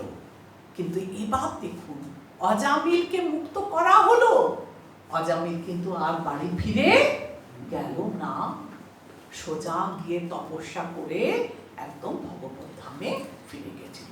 তার মানে ভক্তি একটা এমন জিনিস যেটা একটা অশুদ্ধ লোককেও, একটা পাপকেও সে দূরীভূত করে। যেমন একটা অগ্নি, যত আপনি পাহাড় প্রমাণ জিনিস থাকুক না কেন, গাছপালা থাকে, একটা দেশলাইয়ের স্ফুলিঙ্গ যেমন আগুন লাগিয়ে দিতে পারে, বিশাল পর্বত সম আবর্জনাকে পুড়িয়ে ফেলতে পারে, ঠিক ভক্তিটাও আমাদের পাহাড় সম আবর্জনাকে, পাপকে দূরীভূত করতে পারে। আর একটা খুব সুন্দর এখানে উদাহরণ দিয়েছে, এটাও আমি শর্টে বলি। বলছে বেদে বিহিত কর্ম, দান, তপস্যা করলে মানুষের সময়ের জন্য পাপ ফল থেকে মুক্ত হতে পারে, কিন্তু তারপরেই সে আবার পাপ কর্মে প্রবৃত্ত হয়। একটা মানুষ, একজন লোক, সে কি করছে, যৌন সঙ্গম করছে, আর তার ফলে তার নানা রকমের ব্যাধিগ্রস্ত হয়ে পড়ল। ডাক্তারের কাছে গেল, ডাক্তার বলল এই যে তুমি অবৈধ সঙ্গ করছো, এটা তোমাকে ছাড়তে হবে। এখন ডাক্তার বলেছে ছাড়তে হবে, তো ছাড়তে হবে, না তো রোগ সারবে না। তখন সে অবৈধ সঙ্গ করা ছাড়ল। এবার যখন ক্রমে ক্রমে তার রোগটা সেরে গেল, কিন্তু তার এই যে অবৈধ সঙ্গ করার যে প্রবৃত্তিটা, সেটা সমূলে বিনাশ হয়নি। যেই সেরে গেল, সে আবার এই অবৈধ সঙ্গ করতে শুরু করলো। এটা আরো সুন্দর উদাহরণ দিয়েছে একটা হাতি।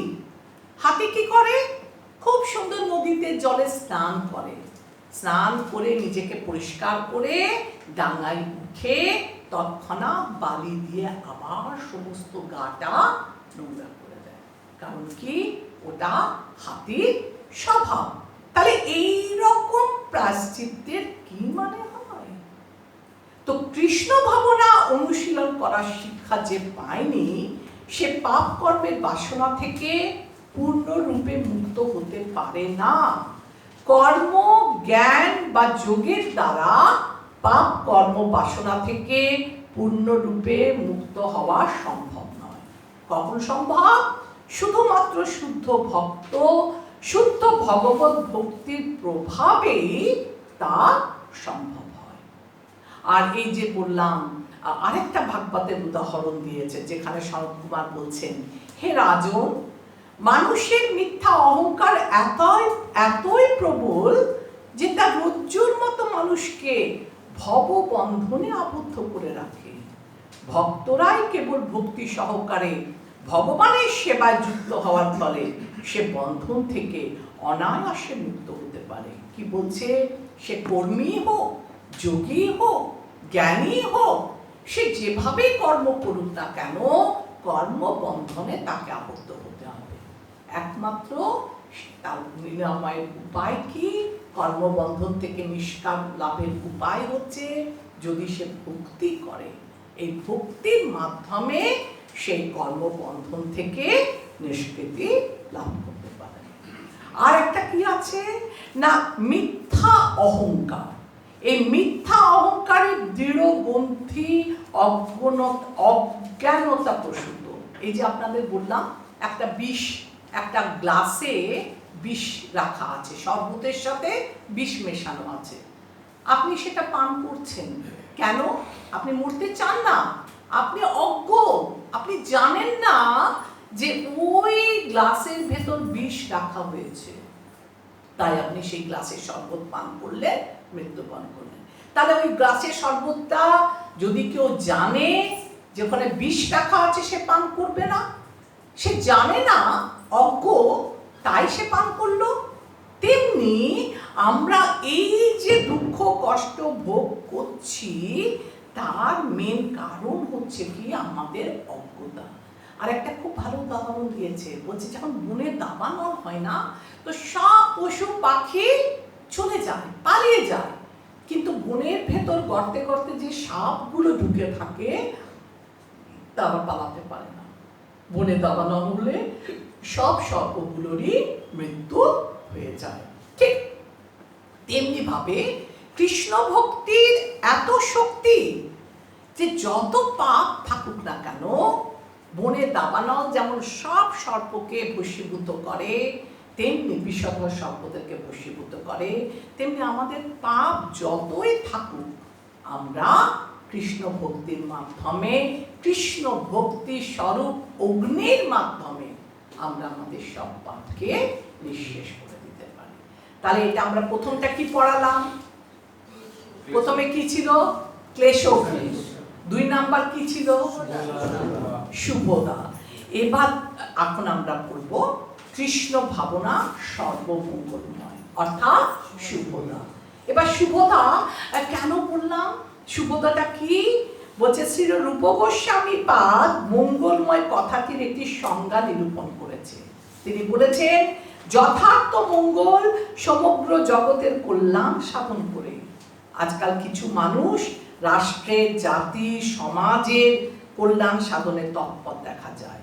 এমনকি তারা ইউনাইটেড নেশনের মাধ্যমে সমগ্র বিশ্বের হিত সাধন করার প্রচেষ্টা করে মাত্র, কিন্তু তাদের সংকীর্ণ জাতীয়তাবোধের দ্বারা প্রভাবিত হওয়ার ফলে সমস্ত বিশ্বের কল্যাণেরা এই কল্যাণ তারা সাধন করতে পারে না। কৃষ্ণ ভাবনামৃত আন্দোলন এমনই সর্বাঙ্গ সুন্দর যে তার সমগ্র মানব সমাজের পরম উপকার সাধন করে।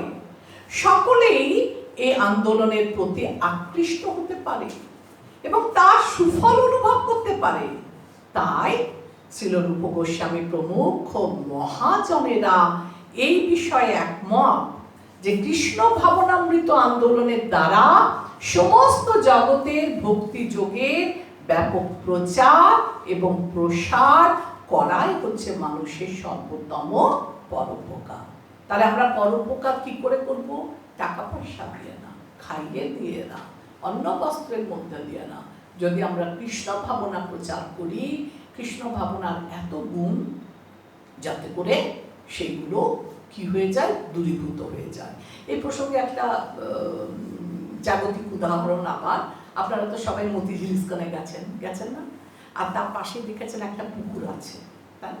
সেই পুকুরে একবার বল্লভ চৈতন্য প্রভুজি আর ভক্তি প্রেম মহারাজ এসেছিলেন তখন।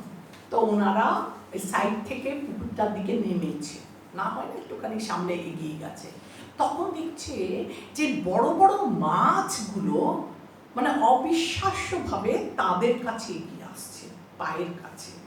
দেখেছেন এরকম কোথাও যে পুকুরে মাছরা সামনে দেয়, ও তো জানে আমাকে এটা ছিপ দিয়ে ধরে নেবে, খেয়ে নেবে, জানে।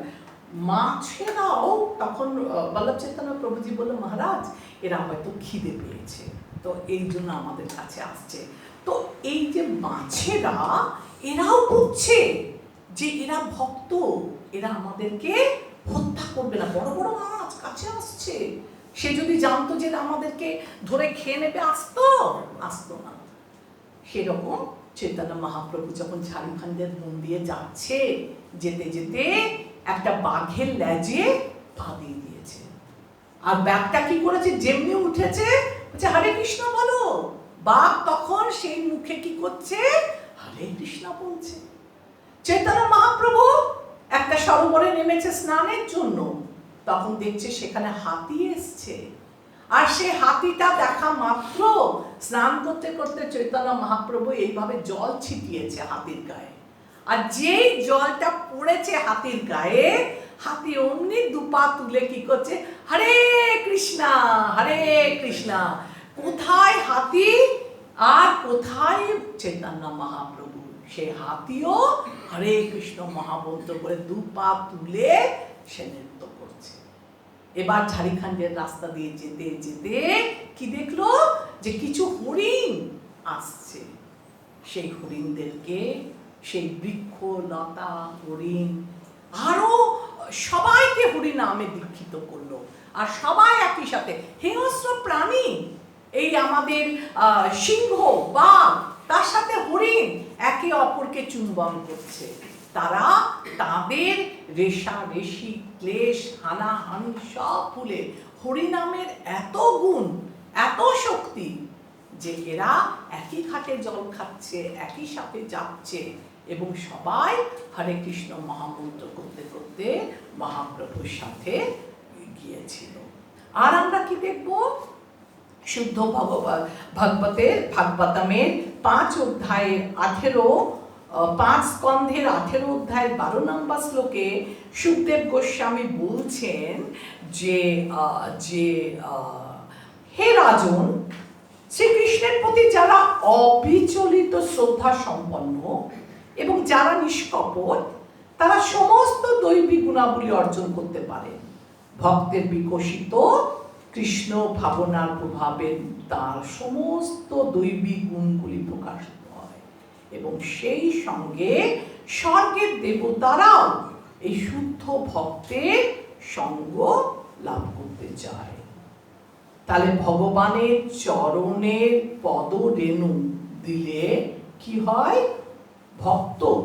ভগবানের ভক্তের পদ রেণু নিলেও আমাদের ভগবানের চরণের এবং ভগবানের শুদ্ধ ভক্তের এরা আমাদেরকে কৃপা করলে আমরা ভক্তি পথে উন্নতি করতে পারি। আর এই যে আমরা আনন্দ খুঁজছি না, সবাই আনন্দ খুঁজছি, কিরকম আনন্দ খুঁজছি না, জড় জাগতিক আনন্দ খুঁজছি। এই জড় জাগতিক আনন্দটা কেমন? বলছে একটা মানুষকে এরকম জোর করে যদি ঘাড় ধরে জলে চুবিয়ে দেওয়া হয়, তাহলে কি হবে? জল খেয়ে যাবে না? তারপরে চুবিয়ে যখন তাকে একটু তুলবে, তখন ও কি করবে? জোরে নিঃশ্বাস নেবে। তাহলে এই যে কষ্টটা, মাথায় তাকে চুবিয়ে দিচ্ছে জলে, আর যখন মাথাটা জল থেকে তুলছে, ও যে একটা দীর্ঘশ্বাস ফেলছে, সেটা হচ্ছে আমাদের ক্ষণিকে ওই রকম হচ্ছে জাগতিক ক্ষণিকে সুখ। যে আমরা দুঃখে পড়ে আছি, আবার তাকে মাথা ধরে জলে চুবালো, আবার যখন তুললো, আবার স্বস্তির নিঃশ্বাস ফেললো। তো আমাদের জাগতিক ক্লেশগুলো ওই রকম। যখন আমরা একটু সুখ পাই, সেটা হচ্ছে দুটো দুঃখের মাঝখানে একটা মাত্র খানিকক্ষণের জন্য সুখ অনুভব করা, যেটা কিনা অস্থায়ী। আর আমরা ভৌতিক জগতের মানুষেরা, জীবেরা, আমরা কি করি? আনন্দের সন্ধান করি, আমরা ছুটছি। ভোরবেলা ঘুম থেকে উঠে থেকে আমরা কি করি? আমরা বিভিন্ন রকমের দূর দূরান্ত দেখবেন মানুষরা এই শিয়ালদা স্টেশন কিংবা হাওড়া স্টেশনে মানুষরা হেঁটে হেঁটে যায় না, ছুটছে, সব ছুটছে যে যার গন্তব্যস্থলে। এই সকালবেলা বেরোলো, ভোরবেলা যেতে হবে অফিস, অত ভোরবেলা বাড়িতে হয়তো গৃহিণী ঘুমিয়েই আছে, বেরিয়ে গেল। এবার বেরিয়ে শুধু না, সঠিক টাইমে যেতে হবে, ছুটছে, ছুটে ছুটে ট্রেনে উঠলো, ট্রেনে উঠে বাসে উঠলো, আবার যাচ্ছে ছুটে ছুটে ছুটে। সে কি করলো? গেল বাসে, খাওয়া নেই, আবার খেলো কোথায়? সেও হচ্ছে হোটেলে না, কলকাতা রাস্তার ফুটপাতে। খাওয়া হলো, দাওয়া হলো, ব্রেকফাস্ট হলো, অফিস হলো, আবার ফিরছে রাত্রেবেলা। সে হাত কোথায় ধরে আছে? ওপরে হাত ধরে সে ছুটতে ছুটতে ছুটতে, তখন আবার ট্রেন করে বাস করে, একটা ট্রেনে গেলেই তো আর পৌঁছায় না, বাস ট্রেন অটো এসব করে করে রাত্রেবেলা যখন পৌঁছালো, তখন দেখলো সারাদিন পরিশ্রম করে আমি ফিরেছি বাড়িতে, তখন সবাই ঘুমে।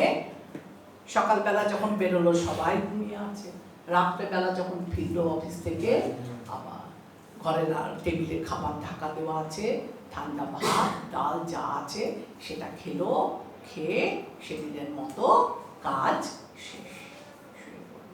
তো এই সাধারণ মানুষরা, এই যে আমরা আলোচনা করেছিলাম প বর্গ, প ফ ব ভ ম এর মতো আমরা ছুটছি কাজের পেছনে, সংসার প্রতিপালনের মাধ্যমে আমরা আনন্দ চাই, ছুটতে চাই, কিন্তু পরিণামে আমাদের এগুলো সবই দুঃখ এনে দেয়।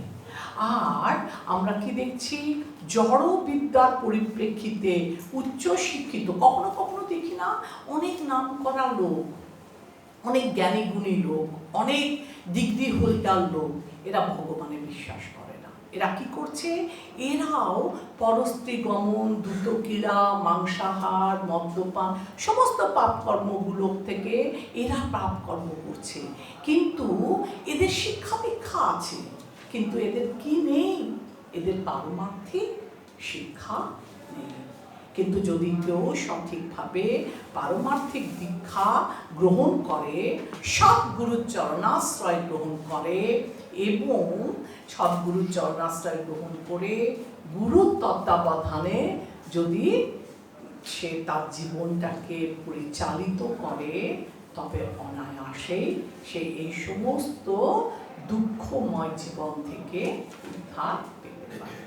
3 নাম্বারটা হচ্ছে কৃষ্ণ ভাবনামৃতের আনন্দ। সেটা কি? সান্দ্রানন্দ বিশেষাত্মা। শ্রীলরূপ গোস্বামী আনন্দের বিভিন্ন উৎস কথা বলছে, যে আনন্দটা কোথা থেকে আসছে। তিনি 3টে ভাগে ভাগ করেছে, এখানে আপনারা আন্ডারলাইন করে নেবেন। 3টে ভাগে ভাগ করেছে। যেমন 1 নাম্বার হচ্ছে জড় সুখের আনন্দ, যেটা আমি আপনি আলোচনা করলাম, যে পৃথিবীটাকে ভোগ করতে চাইছে, রাত্রেবেলা গিয়ে একটু যৌন সুখ করলো, আর বাস ভাবলো আমি কত সুখী, তাই। তো এটা হচ্ছে জড় সুখ। আর 2 নাম্বার হচ্ছে পরব্রহ্মে নিজেকে এক বলে মনে করা। এই যে যারা জ্ঞানী তারা কি করে, ব্রহ্মজ্যোতিতে নিজেকে বিলীন করতে চায়, সেটাও ওদের সুখের কারণ। আর 3 নাম্বার কি? কৃষ্ণ ভাবনামৃতে আনন্দ। তন্ত্রশাস্ত্রে শিব তার স্ত্রী সতীকে বলছে, প্রিয়ে, যিনি ভগবান গোবিন্দের চরণে শরণাগত হয়ে শুদ্ধ ভগবত ভক্তির বিকাশ করেছেন, তিনি নির্বিশেষবাদীদের অভিলষিত সমস্ত সিদ্ধি অনায়াসে প্রাপ্ত হতে পারেন এবং তার ঊর্ধ্বে শুদ্ধ ভক্তির পরমানন্দ তিনি আস্বাদন করতে পারেন। তাহলে এই শুদ্ধ ভক্ত যারা, তারা কর্মী, জ্ঞানী, এই সবার যোগী, তাদের সবার থেকে উঁচুতে আছে। এই ফ্যানটা চলে না? একটা ফ্যান চালিয়ে দিন, এটা একটা বন্ধটা চালিয়ে দাও। আচ্ছা শোনো, তারপরে কি বললাম, শুদ্ধ ভক্তি, হ্যাঁ বাস এটা চালিয়ে দিয়ে হবে। প্রভুপাদ কি বলছে, এবার আমরা আলোচনা করব যোগ সিদ্ধি। বলছে এই যে যোগীরা, এরা নানা রকমের যোগ করে, যোগ সিদ্ধি লাভ করে। যেমন কি রকম? যোগ সিদ্ধি 8 রকমের বলছে।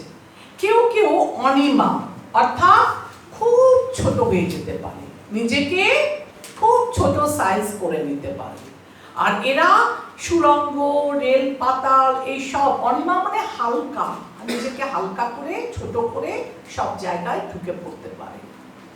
আর কিছু কিছু আছে যোগ সিদ্ধি, সেগুলো এত হালকা হয় যে ওরা জলেও চলতে পারে।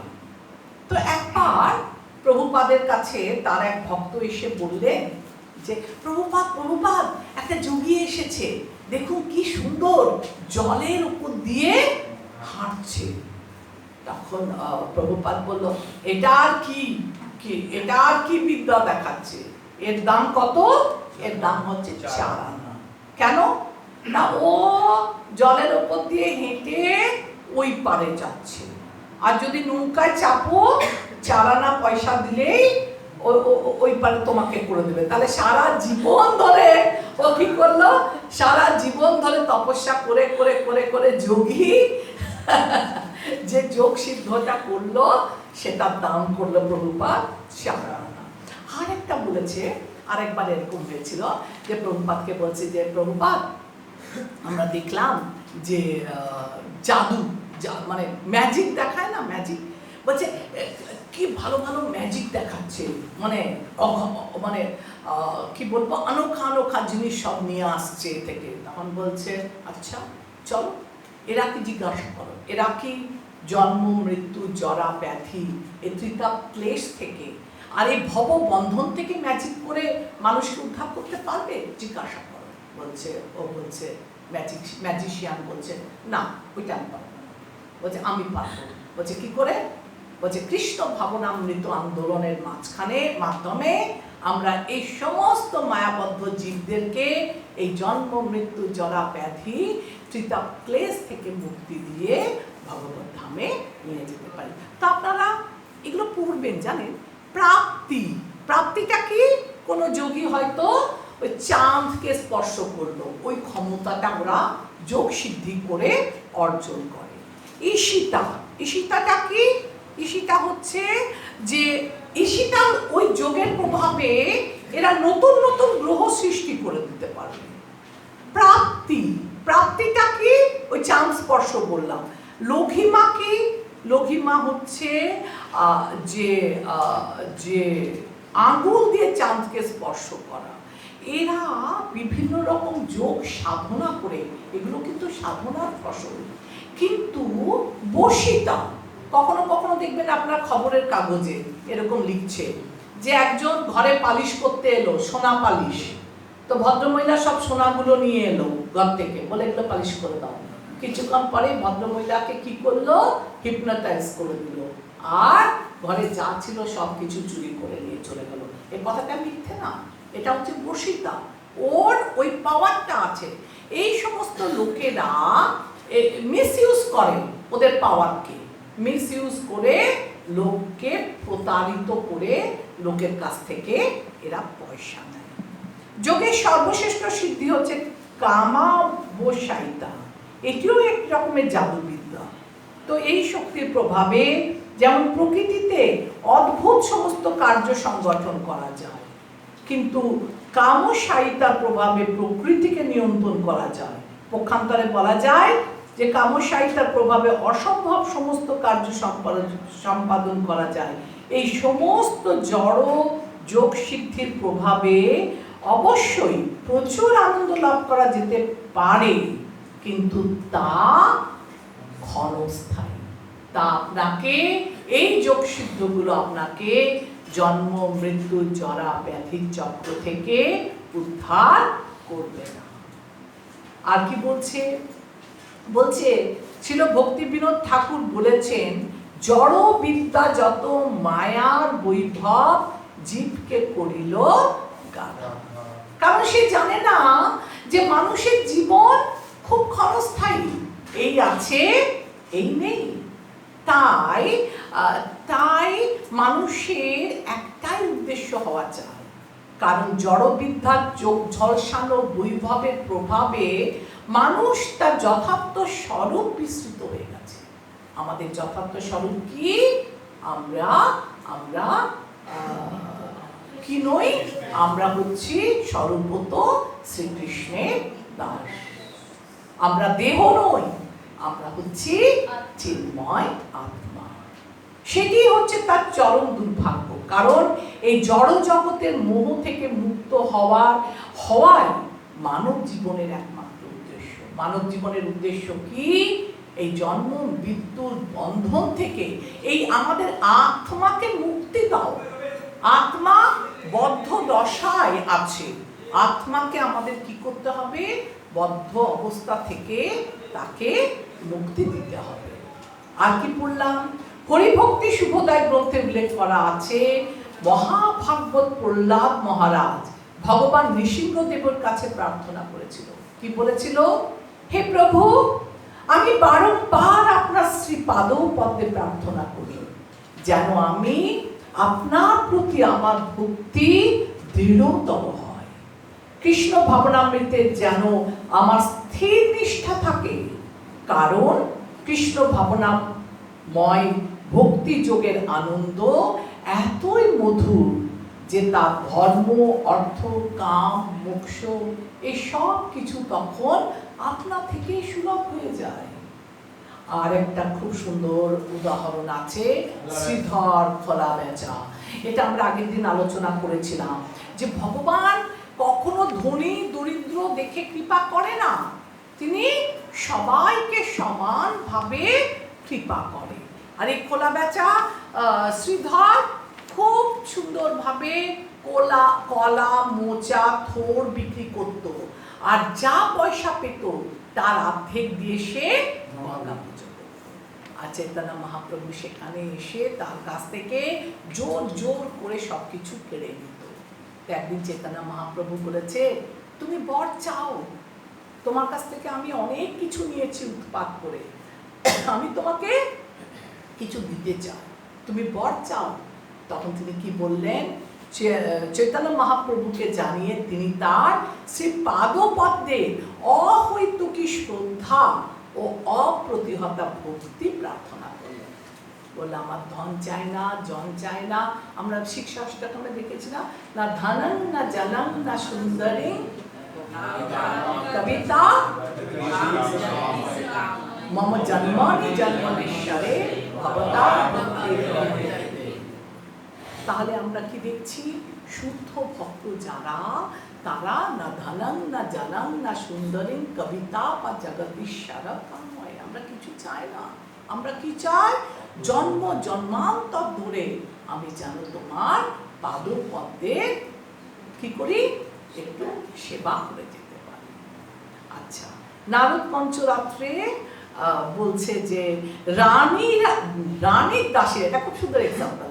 বলছে দেখো, রানীর যারা দাসী তারা রানীর সঙ্গে থাকে, আর রানীর সঙ্গে থাকলে কি হয়, রানী যেখানে শুচ্ছে, যেখানে বসছে, যেখানে খাচ্ছে, সেগুলো আপনা আপনি দাসীরাও সেই ফ্যাসিলিটিগুলো ভোগ করছে।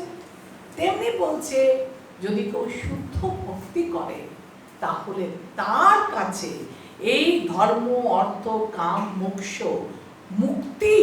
মুক্তি স্বয়ং তার দোরগড়ায় করো জোর করে খাওয়া থাকবে, বসে থাকবে। কারণ কি, যে ভক্তি হচ্ছে আমাদের জীবনের আসল উদ্দেশ্য, যার মাধ্যমে আমরা ভগবত ধামে যেতে পারি। এটা কি ছিল আজকে 2 নম্বরটা ছিল। 3 নম্বর ছিল কি, শুদ্ধ ভক্তি হচ্ছে সুদুর্লভ।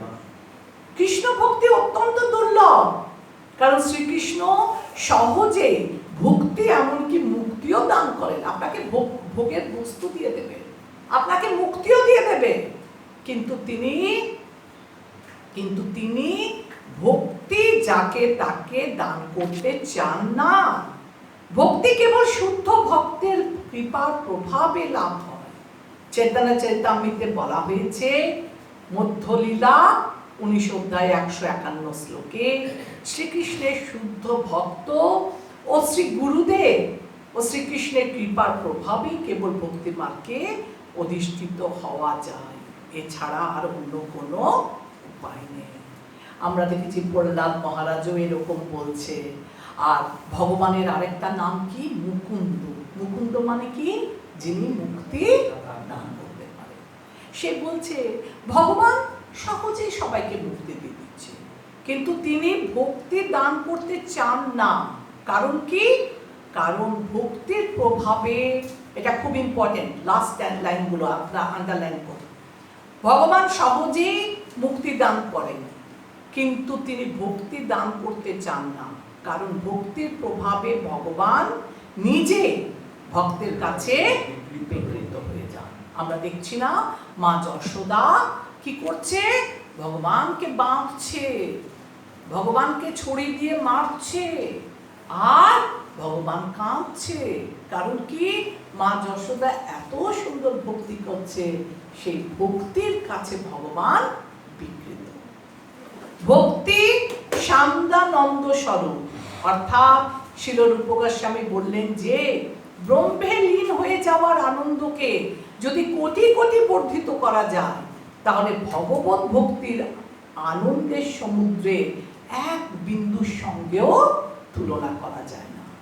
হরিভক্তি সুধোদয়ে গ্রন্থে প্রহ্লাদ মহারাজ নৃসিংহদেবের কাছে প্রসন্নতা মানসে প্রার্থনা করার সময় বলছেন, হে জগদীশ্বর ভগবান, আপনার সান্নিধ্যে আমি দিব্য সুখ অনুভব করছি, যেন আমি আনন্দের সমুদ্রে নিমজ্জিত হয়েছি, ভগবানের সাথে আছে। এই আনন্দের কাছে ব্রহ্মানন্দকে গোষ্পদের তুল্য বলে মনে হচ্ছে।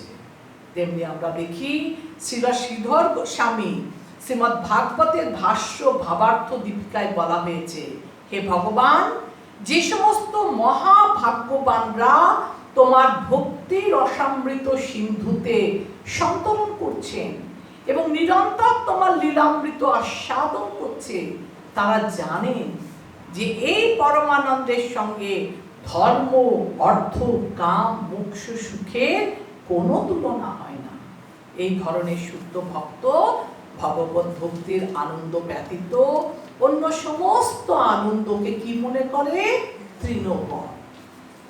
আর কৃষ্ণ আকর্ষণী, কৃষ্ণ এত সুন্দর রূপ, তাকে দেখে সবাই আকৃষ্ট হয়। ভগবানের সুন্দর রূপ শ্রীকৃষ্ণ সবাইকে আকর্ষণ করে। শ্রীকৃষ্ণ সবাইকে আকর্ষণ করলেও ভক্তির চরম প্রতীক হচ্ছে শ্রীমতী রাধা। এখানটা আপনারা আন্ডারলাইন করবেন প্রথম দিকে। শ্রীকৃষ্ণকে বলা হয় মদন মোহন, অর্থাৎ তার রূপ এতই মনোহর যে তা কোটি কোটি কন্দর্পকেও মোহিত করে।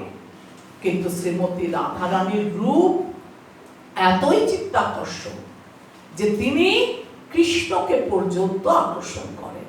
তাই ভক্তরা তাকে মদন মোহন মোহিনী বলে সম্বোধন করেন। কাকে?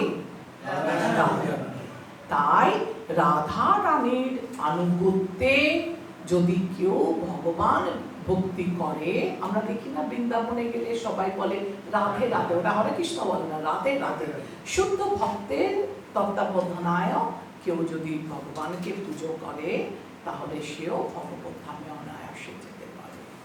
আর আরেকটা যেটা খুব সুন্দর আছে, ভক্ত সর্বদাই অন্য ভক্তের কার্যকলাপের প্রশংসা করেন। আমরা দেখি না, সেই গল্পটা বলেছিলাম আপনাদের, সেই জলেসায়, এই তুমি আমার থেকে কত বল, না না তুমি বেশি করছো। সবাই একে অপরকে বলে তুমি আমার থেকে বেশি ভক্তি করছো, কেউ নিজের প্রশংসা করে না। তো ভক্তরা সবাই অন্য ভক্তের কার্যকলাপের প্রশংসা করে। যুধিষ্ঠির মহারাজ প্রহ্লাদ মহারাজের গুণাবলী নাম কীর্তন করছিলেন। শুদ্ধ ভক্তের এটি একটা লক্ষণ যে নিজের প্রশংসা না করে অপরের প্রশংসা করা। শুদ্ধ ভক্ত কখনোই নিজেকে মহান বলে মনে করে না, তিনি সবসময় মনে করবেন যে অন্য ভক্তরা তার থেকে আরো উন্নত। যুধিষ্ঠির মহারাজ মনে করেছিলেন প্রহ্লাদ মহারাজই ভগবানের যথার্থ ভক্ত, আমি কিছুই না। তিনি যখন এইভাবে ভাবছিলেন তখন নারদ মুনি তাকে বললেন, হে যুধিষ্ঠির, হে মহারাজ যুধিষ্ঠির, এই জগতে তোমরা পাণ্ডবেরা যথার্থই ভাগ্যবান। তুমি প্রহ্লাদ মহারাজের প্রশংসা করছো ঠিক আছে, কিন্তু তোমরাও কম ভাগ্যবান নও। পরমেশ্বর ভগবান এই পৃথিবীতে অবতরণ করেছেন এবং তোমাদের সঙ্গে একজন সাধারণ মানুষ হিসেবে মানুষের মতো ব্যবহার করেছে। তিনি সর্বদাই তোমাদের সঙ্গে সঙ্গে থাকেন, তিনি অন্য সকলের কাছে আত্মগোপন করে থাকেন, তবুও তিনি তোমাদের সঙ্গে বসবাস করেন। অন্যরা বুঝতেই পারে না যে তিনি হচ্ছেন পরমেশ্বর ভগবান, কিন্তু তোমাদের সঙ্গে তিনি ভাতৃবৎ বসবাস করেন, তিনি তোমাদের সঙ্গে বন্ধুর মতো আচরণ করেন এবং কখনো আবার তোমাদের বার্তাবহ দূত। সে গেছিল না যেখানে দুর্যোধন বলেছিল বিনা যুদ্ধে নাহি দিব সুজাগ্র মেধি, তখন দূত হিসেবে গেছিল। বলছে তখন তুমি দূত হিসেবেও তুমি ওকে পাঠিয়েছ। তাই নিশ্চিত ভাবে জেনে রাখো যে এই জগতে তোমার থেকে ভাগ্যবান আর কেউ নেই।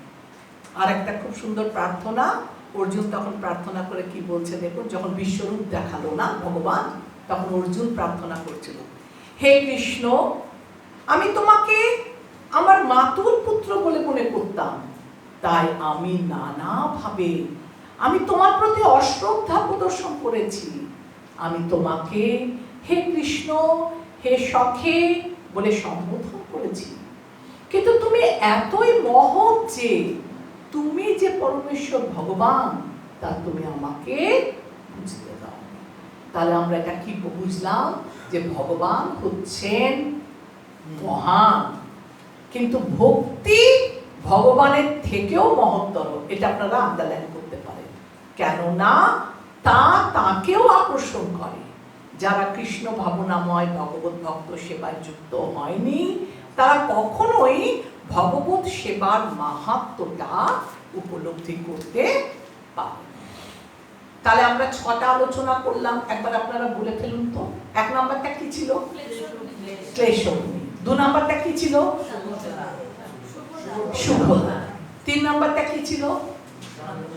সান্দ্রনন্দা বিশেষ। 4 নাম্বারটা কি ছিল? সুদুর্লভ। 5 নাম্বারটা কি ছিল? মোক্ষলোকতা। 6 নাম্বারটা কি ছিল? তাহলে আপনাদের তো মুখস্থ হয়েই গেল, একদম তৈরি। এবার দেখুন, এই যে ভক্তিটা ছিল রূপ গোস্বামী ভক্তি রসামৃত সিন্ধুতে, এই ভগবত ভক্তিটাকে 3 ভাগে ভাগ করেছে। এটা আন্ডারলাইন করুন। 1 নাম্বার হচ্ছে সাধন ভক্তি, 2 নাম্বার হচ্ছে ভাব ভক্তি, আর 3 নাম্বার হচ্ছে প্রেম ভক্তি। এই বিভাগ 3টি আবার কয়েকটি উপবিভাগে বিভক্ত। সাধারণত সাধন ভক্তির 2টো বৈশিষ্ট্য, ভাব ভক্তির 4টে বৈশিষ্ট্য এবং প্রেম ভক্তির 6টা বৈশিষ্ট্য।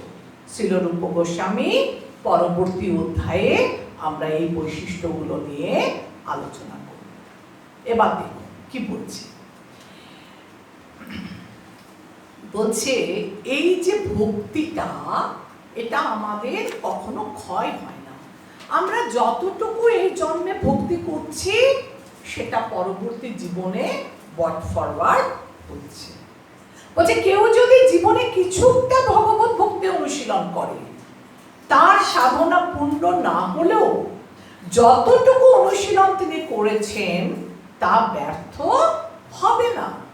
পরবর্তী জীবনে তিনি যখন আবার ভক্তির অনুশীলন করবেন, তখন পূর্ব জীবনে যে স্তরে তিনি শেষ করেছিলেন তারপর থেকে তিনি আবার শুরু করবেন।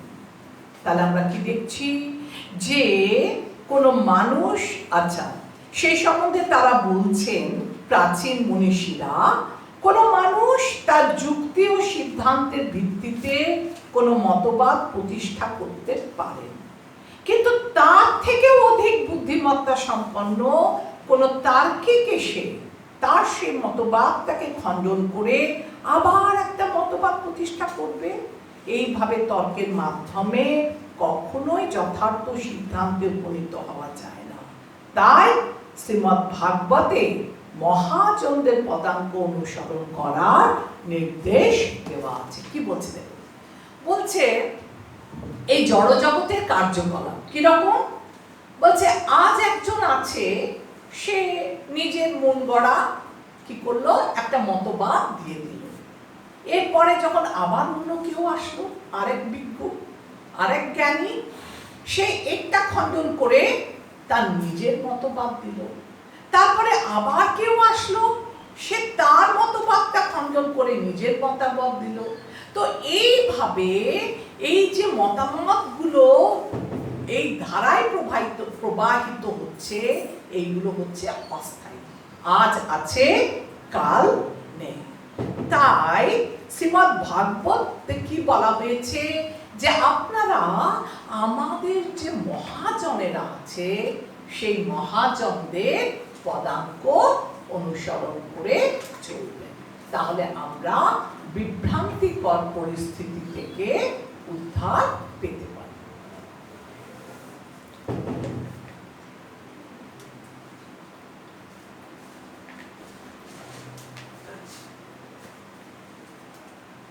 ভক্তি রসামৃত সিন্ধু গ্রন্থে শ্রীল রূপ গোস্বামী ভগবত ভক্তির যে শিক্ষা দিয়ে গেছেন, এখানে তারই সাধারণ বর্ণনা করা হয়েছে। পূর্বে ভগবত ভক্তি সাধন ভাব ও প্রেম, সাধন, ভাব ও প্রেম, এই 3 বিভাগের উল্লেখ করা হয়েছে। এখানে শ্রীল রূপ গোস্বামী সাধন ভক্তির বর্ণনা করছে। এবার আমরা আলোচনা করছি কাকে নিয়ে? সাধন ভক্তি। আর প্রথমে আমি কি বললাম যে আমাদের ভগবত ভক্তিকে কটা ভাগে ভাগ করা হয়েছে? কি কি নাম? সাধন, ভাব, এখন আমরা আলোচনা করছি সাধন। সাধন বা অনুশীলনের অর্থ হলো কোন বিশেষ কার্যে ইন্দ্রিয়গুলিকে ভগবান শ্রীকৃষ্ণের সেবায় নিযুক্ত করা। কতগুলি ইন্দ্রিয় দিয়ে জ্ঞান অর্জন করা হয় এবং কতগুলি ইন্দ্রিয় আবার চিন্তা, অনুভূতি, ইচ্ছাকে কার্যকরী করে। তাই সাধন বলতে মন ও ইন্দ্রিয়গুলি কার্যকরীভাবে ভগবানের সেবায় নিযুক্ত করাকে বোঝানো হয়। তার সাধন বলতে কি বলছে?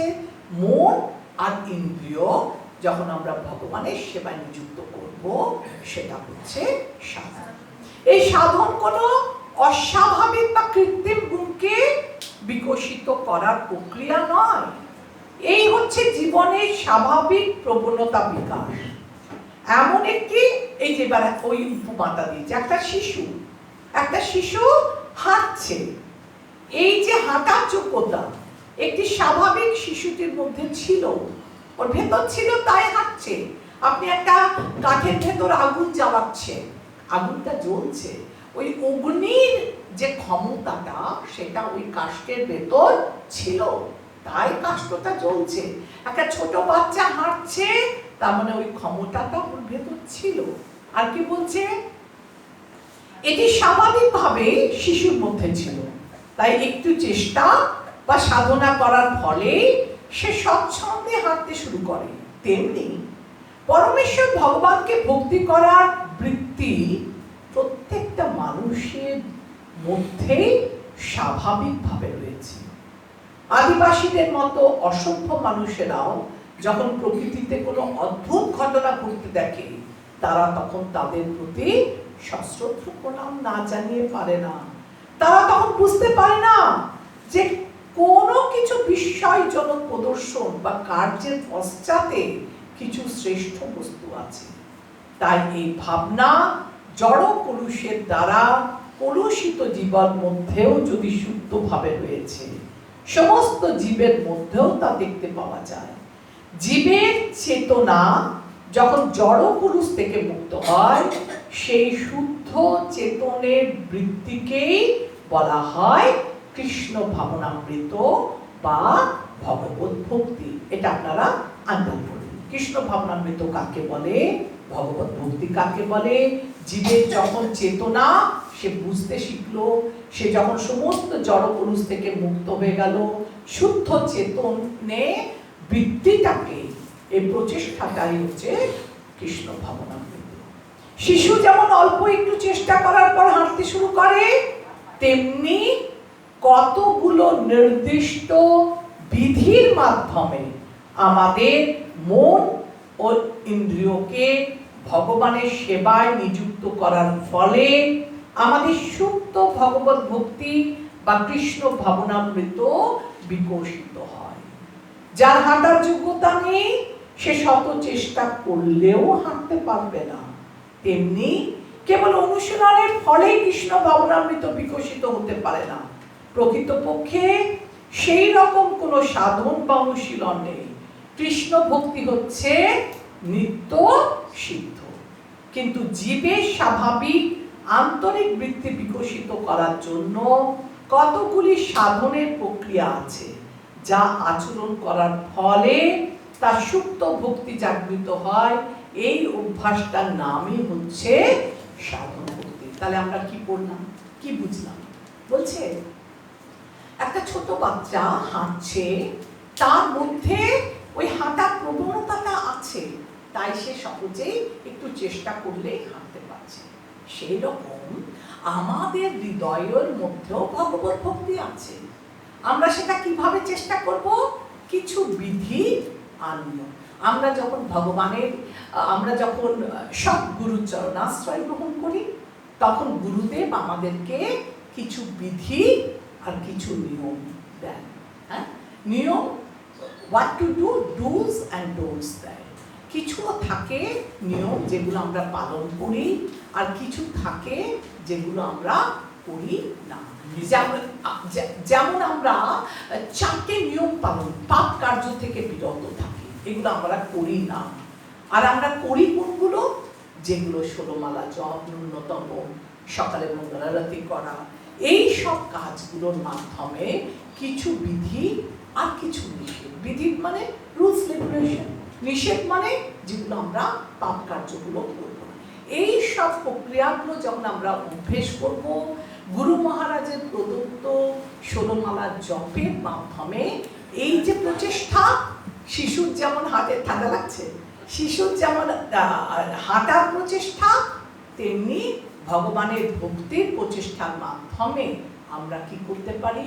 আমরা আমাদের সুপ্ত ভগবত প্রেমটাকে পুনরায় জাগরিত করতে পারি। এবার দেখুন, আত্মা ওর স্বরূপে হচ্ছে সচ্চিত আনন্দময়। জড় কার্যকলাপে লিপ্ত হওয়ার ফলে সে হয়ে গেল অসৎ, অচেতন ও নিরানন্দময়। তার এই দুর্দশার কারণ কি? বিকর্ম। আপনারা পড়েছেন বিকর্ম। বিকর্ম কাকে বলে? সমস্ত রকম পাপ কার্যগুলো হচ্ছে বিকর্ম। এবার কি বলছে? যার অর্থ হচ্ছে, এবার আচ্ছা, তাই সাধন ভক্তির অনুশীলন করা অবশ্য কর্তব্য, যার অর্থ হচ্ছে ভগবানের শ্রী বিগ্রহের মঙ্গল আরতি করা। এই যে আমি আপনাদের বললাম, কতগুলো জড় কার্যকলাপ বর্জন করা, শ্রী গুরুদেবকে প্রার্থনা করা, এবং অনেকগুলো বিধি নিষেধ মেনে চলা, যা একের পর এক আপনাদের কাছে এই গ্রন্থে আছে। আমরা আলোচনা করব পরের অধ্যায়ে। এই সমস্ত অনুশীলনগুলি আমাদের উন্মাদ রোগ সারাতে সাহায্য করে। মনস্তত্ত্ববিদের পরিচালনায় যেমন মানুষের মানসিক রোগের নিরাময় হয়, তেমনি সাধন ভক্তি অনুশীলন করার ফলে বদ্ধ জীবের ভব রোগ নামক উন্মত্ততার নিরাময় হয়। আমরা কি করি? আমরা যেমন কেউ যখন ভারসাম্য হারিয়ে ফেলে মানসিক, তাকে আমরা ডাক্তারের কাছে নিয়ে যাই, পাগলের ডাক্তারের কাছে নিয়ে যাই, তার চিকিৎসা করাই। এবং আমরা এখানে ভবরোগে আক্রান্ত হয়ে গেছি। এই ভবরোগে আক্রান্ত হওয়ার ফলে আমাদের হসপিটাল কোনটা? ইসলামটা। আমাদের ডাক্তারকে সাধুগুরু বৈষ্ণবরা। আর আমাদের চিকিৎসা কি? আমাদের ওষুধ কি? আমাদের ওষুধ হচ্ছে হরে কৃষ্ণ মহামন্ত্র জপ করা। এর দ্বারা যেমন একটা পাগল ঠিক হয়ে যায়, এই সাধন ভক্তির মাধ্যমে আমাদেরও ভবরোগ নিরাময় হয়। আর কি বলছে? যুধিষ্ঠির মহারাজকে বলছেন নারদ মুনি, হে রাজন, যে কোনো উপায়ে হোক মনকে শ্রীকৃষ্ণ চিন্তায় মগ্ন রাখতে হবে। এরই নাম কৃষ্ণ ভাবনামৃত। বলে না, always remember Krishna, never forget. সব সময় আপনাকে কৃষ্ণের স্মরণ রাখতে হবে। শান্তপ্রভুর অম্বরীশ মহারাজ অত্যন্ত দায়িত্ব সম্পন্ন রাজা হওয়া সত্ত্বেও তার মনকে শ্রীকৃষ্ণে নিবিষ্ট করেছিলেন, এবং ঠিক তেমনি ভাবে যে কোনো মানুষ তার মনকে ভগবানের শ্রী পাদপদ্মে একাগ্র করার সাধনা করার ফলে অনায়াসে তার স্বাভাবিক কৃষ্ণ ভাবনাকে পুনর্জাগরিত। আমাদের প্রত্যেকের হৃদয়ের মধ্যে ভক্তিলতা বীজ আছে, শুধু আমাদের কি প্রয়োজন? অনুশীলনের প্রয়োজন। তাই এই সাধন ভক্তিকে এটা আন্দোলন করবেন। আবার দুটো ভাগে ভাগ করা যায়। প্রথম স্তরের নাম হচ্ছে বৈধি নামক সাধন ভক্তিতে গুরুদেবের আজ্ঞা অথবা শাস্ত্র নির্দেশ অনুসারে বিভিন্ন বিধির আচরণ করা কর্তব্য। এই সব কিছু তর্ক দিয়ে হয় না। তর্ক অথবা সে আজ্ঞা প্রত্যাখ্যান করার কোনো প্রশ্নই উঠতে পারে না। এই সমস্ত বিধি নিষেধগুলো পালন করা অবশ্য কর্তব্য। সাধন ভক্তির অপস্তরটিকে বলা হয় কি? দুটো স্তর বলেছিলাম সাধন ভক্তির।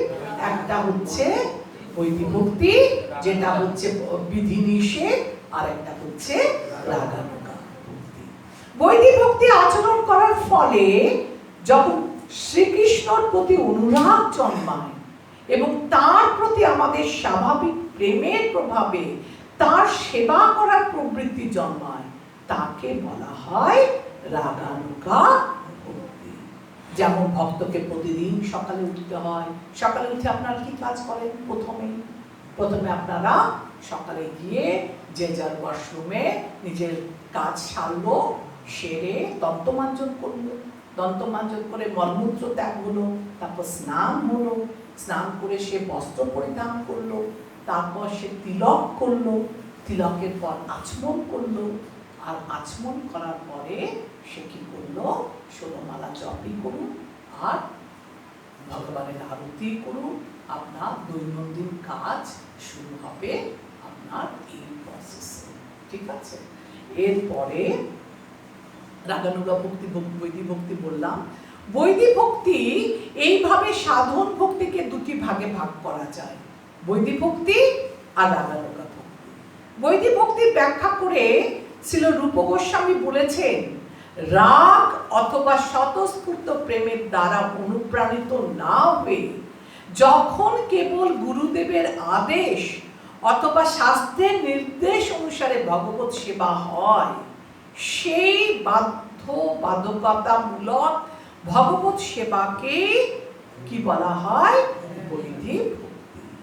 এখানে খুব সুন্দর পরীক্ষিত মহারাজের তুলনা দিয়েছে, যে মৃত্যুর আগে পরীক্ষিত মহারাজ যখন জানতে পারলেন যে তার মৃত্যু অবধারিত, মাত্র 7 দিন আছে, সকল ব্রাহ্মণদের কাছে জিজ্ঞাসা করলেন যে জীবনের অন্তিম সময়ে আমার কি করা উচিত, আমি কি করব?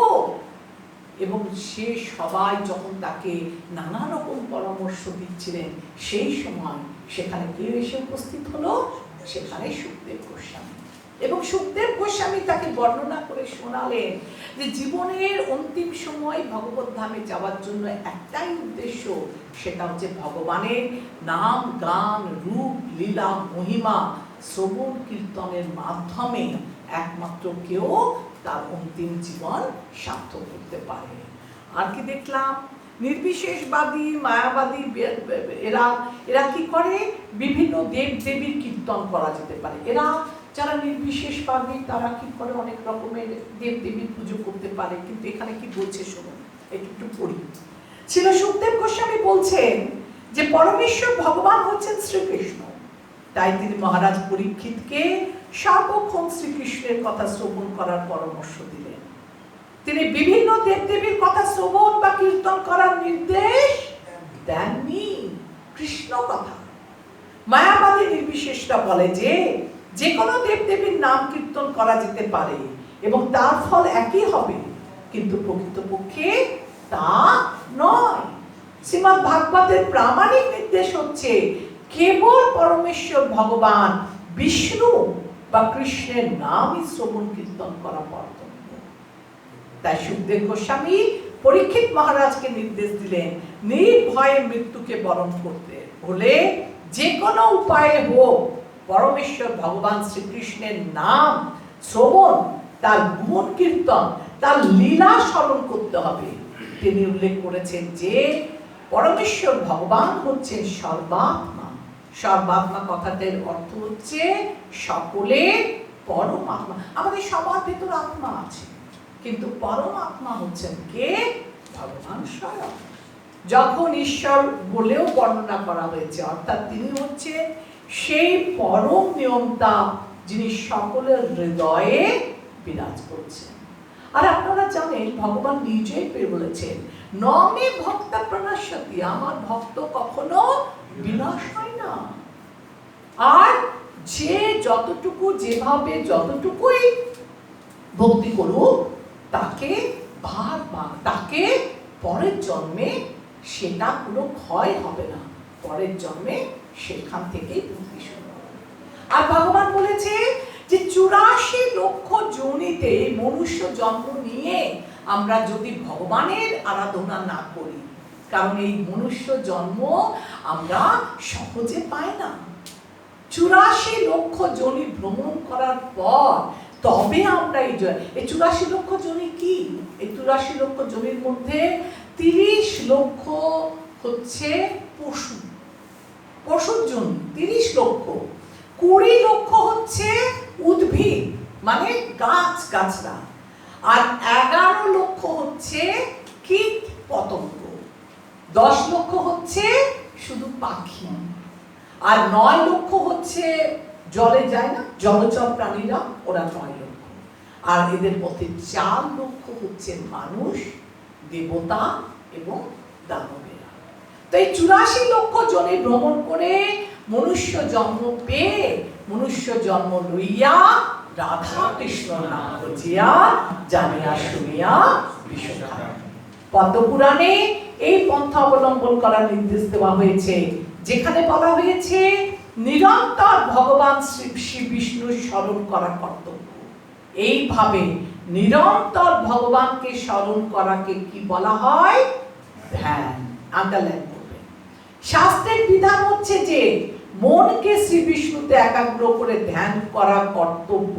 পদ্মপুরাণে নির্দেশ দেওয়া হচ্ছে ধ্যানের মাধ্যমে মনকে শ্রী বিষ্ণুতে নিবেশিত করা উচিত, যাতে ক্ষণিকের জন্য আমরা তাকে ভুলে না যাই। চেতনার এই অবস্থাকে কি বলা হচ্ছে? সমাধি। তাহলে আমাদের কি শিক্ষা পেলাম? আমাদের জীবনের কার্যকলাপকে এমন ভাবে পরিচালিত করতে হবে যাতে করে আমরা সর্বক্ষণ শ্রীকৃষ্ণকে স্মরণ করতে পারি, আর এটার নামই হচ্ছে কৃষ্ণ ভাবনামৃত। যে কোনো পরিস্থিতিতে আমরা যেন কৃষ্ণকে ভুলে না যাই। যখন শ্রীকৃষ্ণকে নিরন্তর স্মরণ করার নির্দেশ দেওয়া হচ্ছে, তখন তার সঙ্গে এই নিষেধটিও নির্দেশ হচ্ছে যেন কখনো আমরা তাকে ভুলে না যাই। একবার বলছে কৃষ্ণকে স্মরণ করো, এটা হচ্ছে বিধি, আর নিষেধ কি? যেন আমরা তাকে কখনো ভুলে না যাই। আর সমস্ত শাস্ত্রীয় বিধি নিষেধের সম্পূর্ণভাবে এই বিধি নিষেধের অন্তর্গত। এরপরে আমরা দেখব বর্ণাশ্রম। বর্ণাশ্রম বলছে ভগবানের মাথা থেকে কে সৃষ্টি হয়েছে? ব্রাহ্মণেরা। এরা কি করবে? ব্রাহ্মণদের কি কাজ? না সমাজকে খুব সুন্দরভাবে গড়ে তুলবে, শাস্ত্রীয় জ্ঞান দেবে। আর এইভাবে আগেকার দিনে রাজাদের বলা হতো রাজশ্রী। তারা একধারে রাজা ছিল, অপরদিকে ঋষি ছিল। কারণ কি? তাদের রাজ্য সেভাবে পরিচালিত হতো। আর আমরা বর্ণাশ্রমে আমরা কি জানি? আমরা পড়ে এসেছি এটা আগে। 4টে বর্ণ কি কি? ব্রাহ্মণ, ক্ষত্রিয়, আর 4টে আশ্রম কি কি? ব্রহ্মচর্য, গার্হস্থ্য, সন্ন্যাস। আর এইগুলোকে আমরা দেখব খুব সুন্দরভাবে যে যারা ব্রাহ্মণ তারা সমাজকে শাস্ত্রীয় জ্ঞান দেবে, যারা ক্ষত্রিয় তারা সবাইকে রক্ষা করবে, যারা বৈশ্য তারা গো আর কৃষি কার্য সম্পাদন করবে, আর যারা শূদ্র তারা সবাই উপরের 3টি বিভাগের কি করবে? সেবা করবে।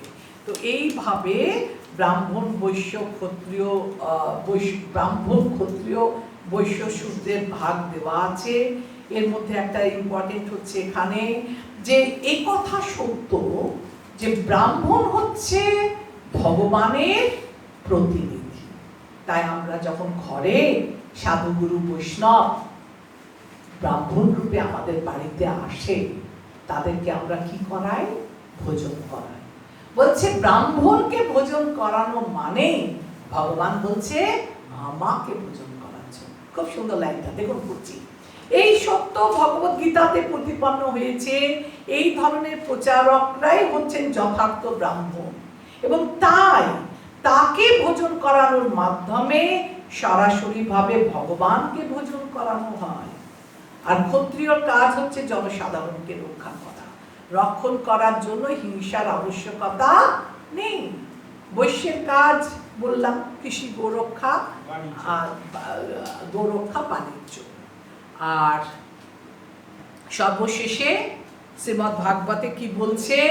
শ্রীমদ্ ভাগবতের 11 স্কন্ধে 27 অধ্যায়ের 49 শ্লোকে ভগবান বলছেন, হে উদ্ধব, সব মানুষই হয় শাস্ত্রসম্মত কার্যকলাপে, নয়তো জড়জাগতিক কার্যকলাপে লিপ্ত।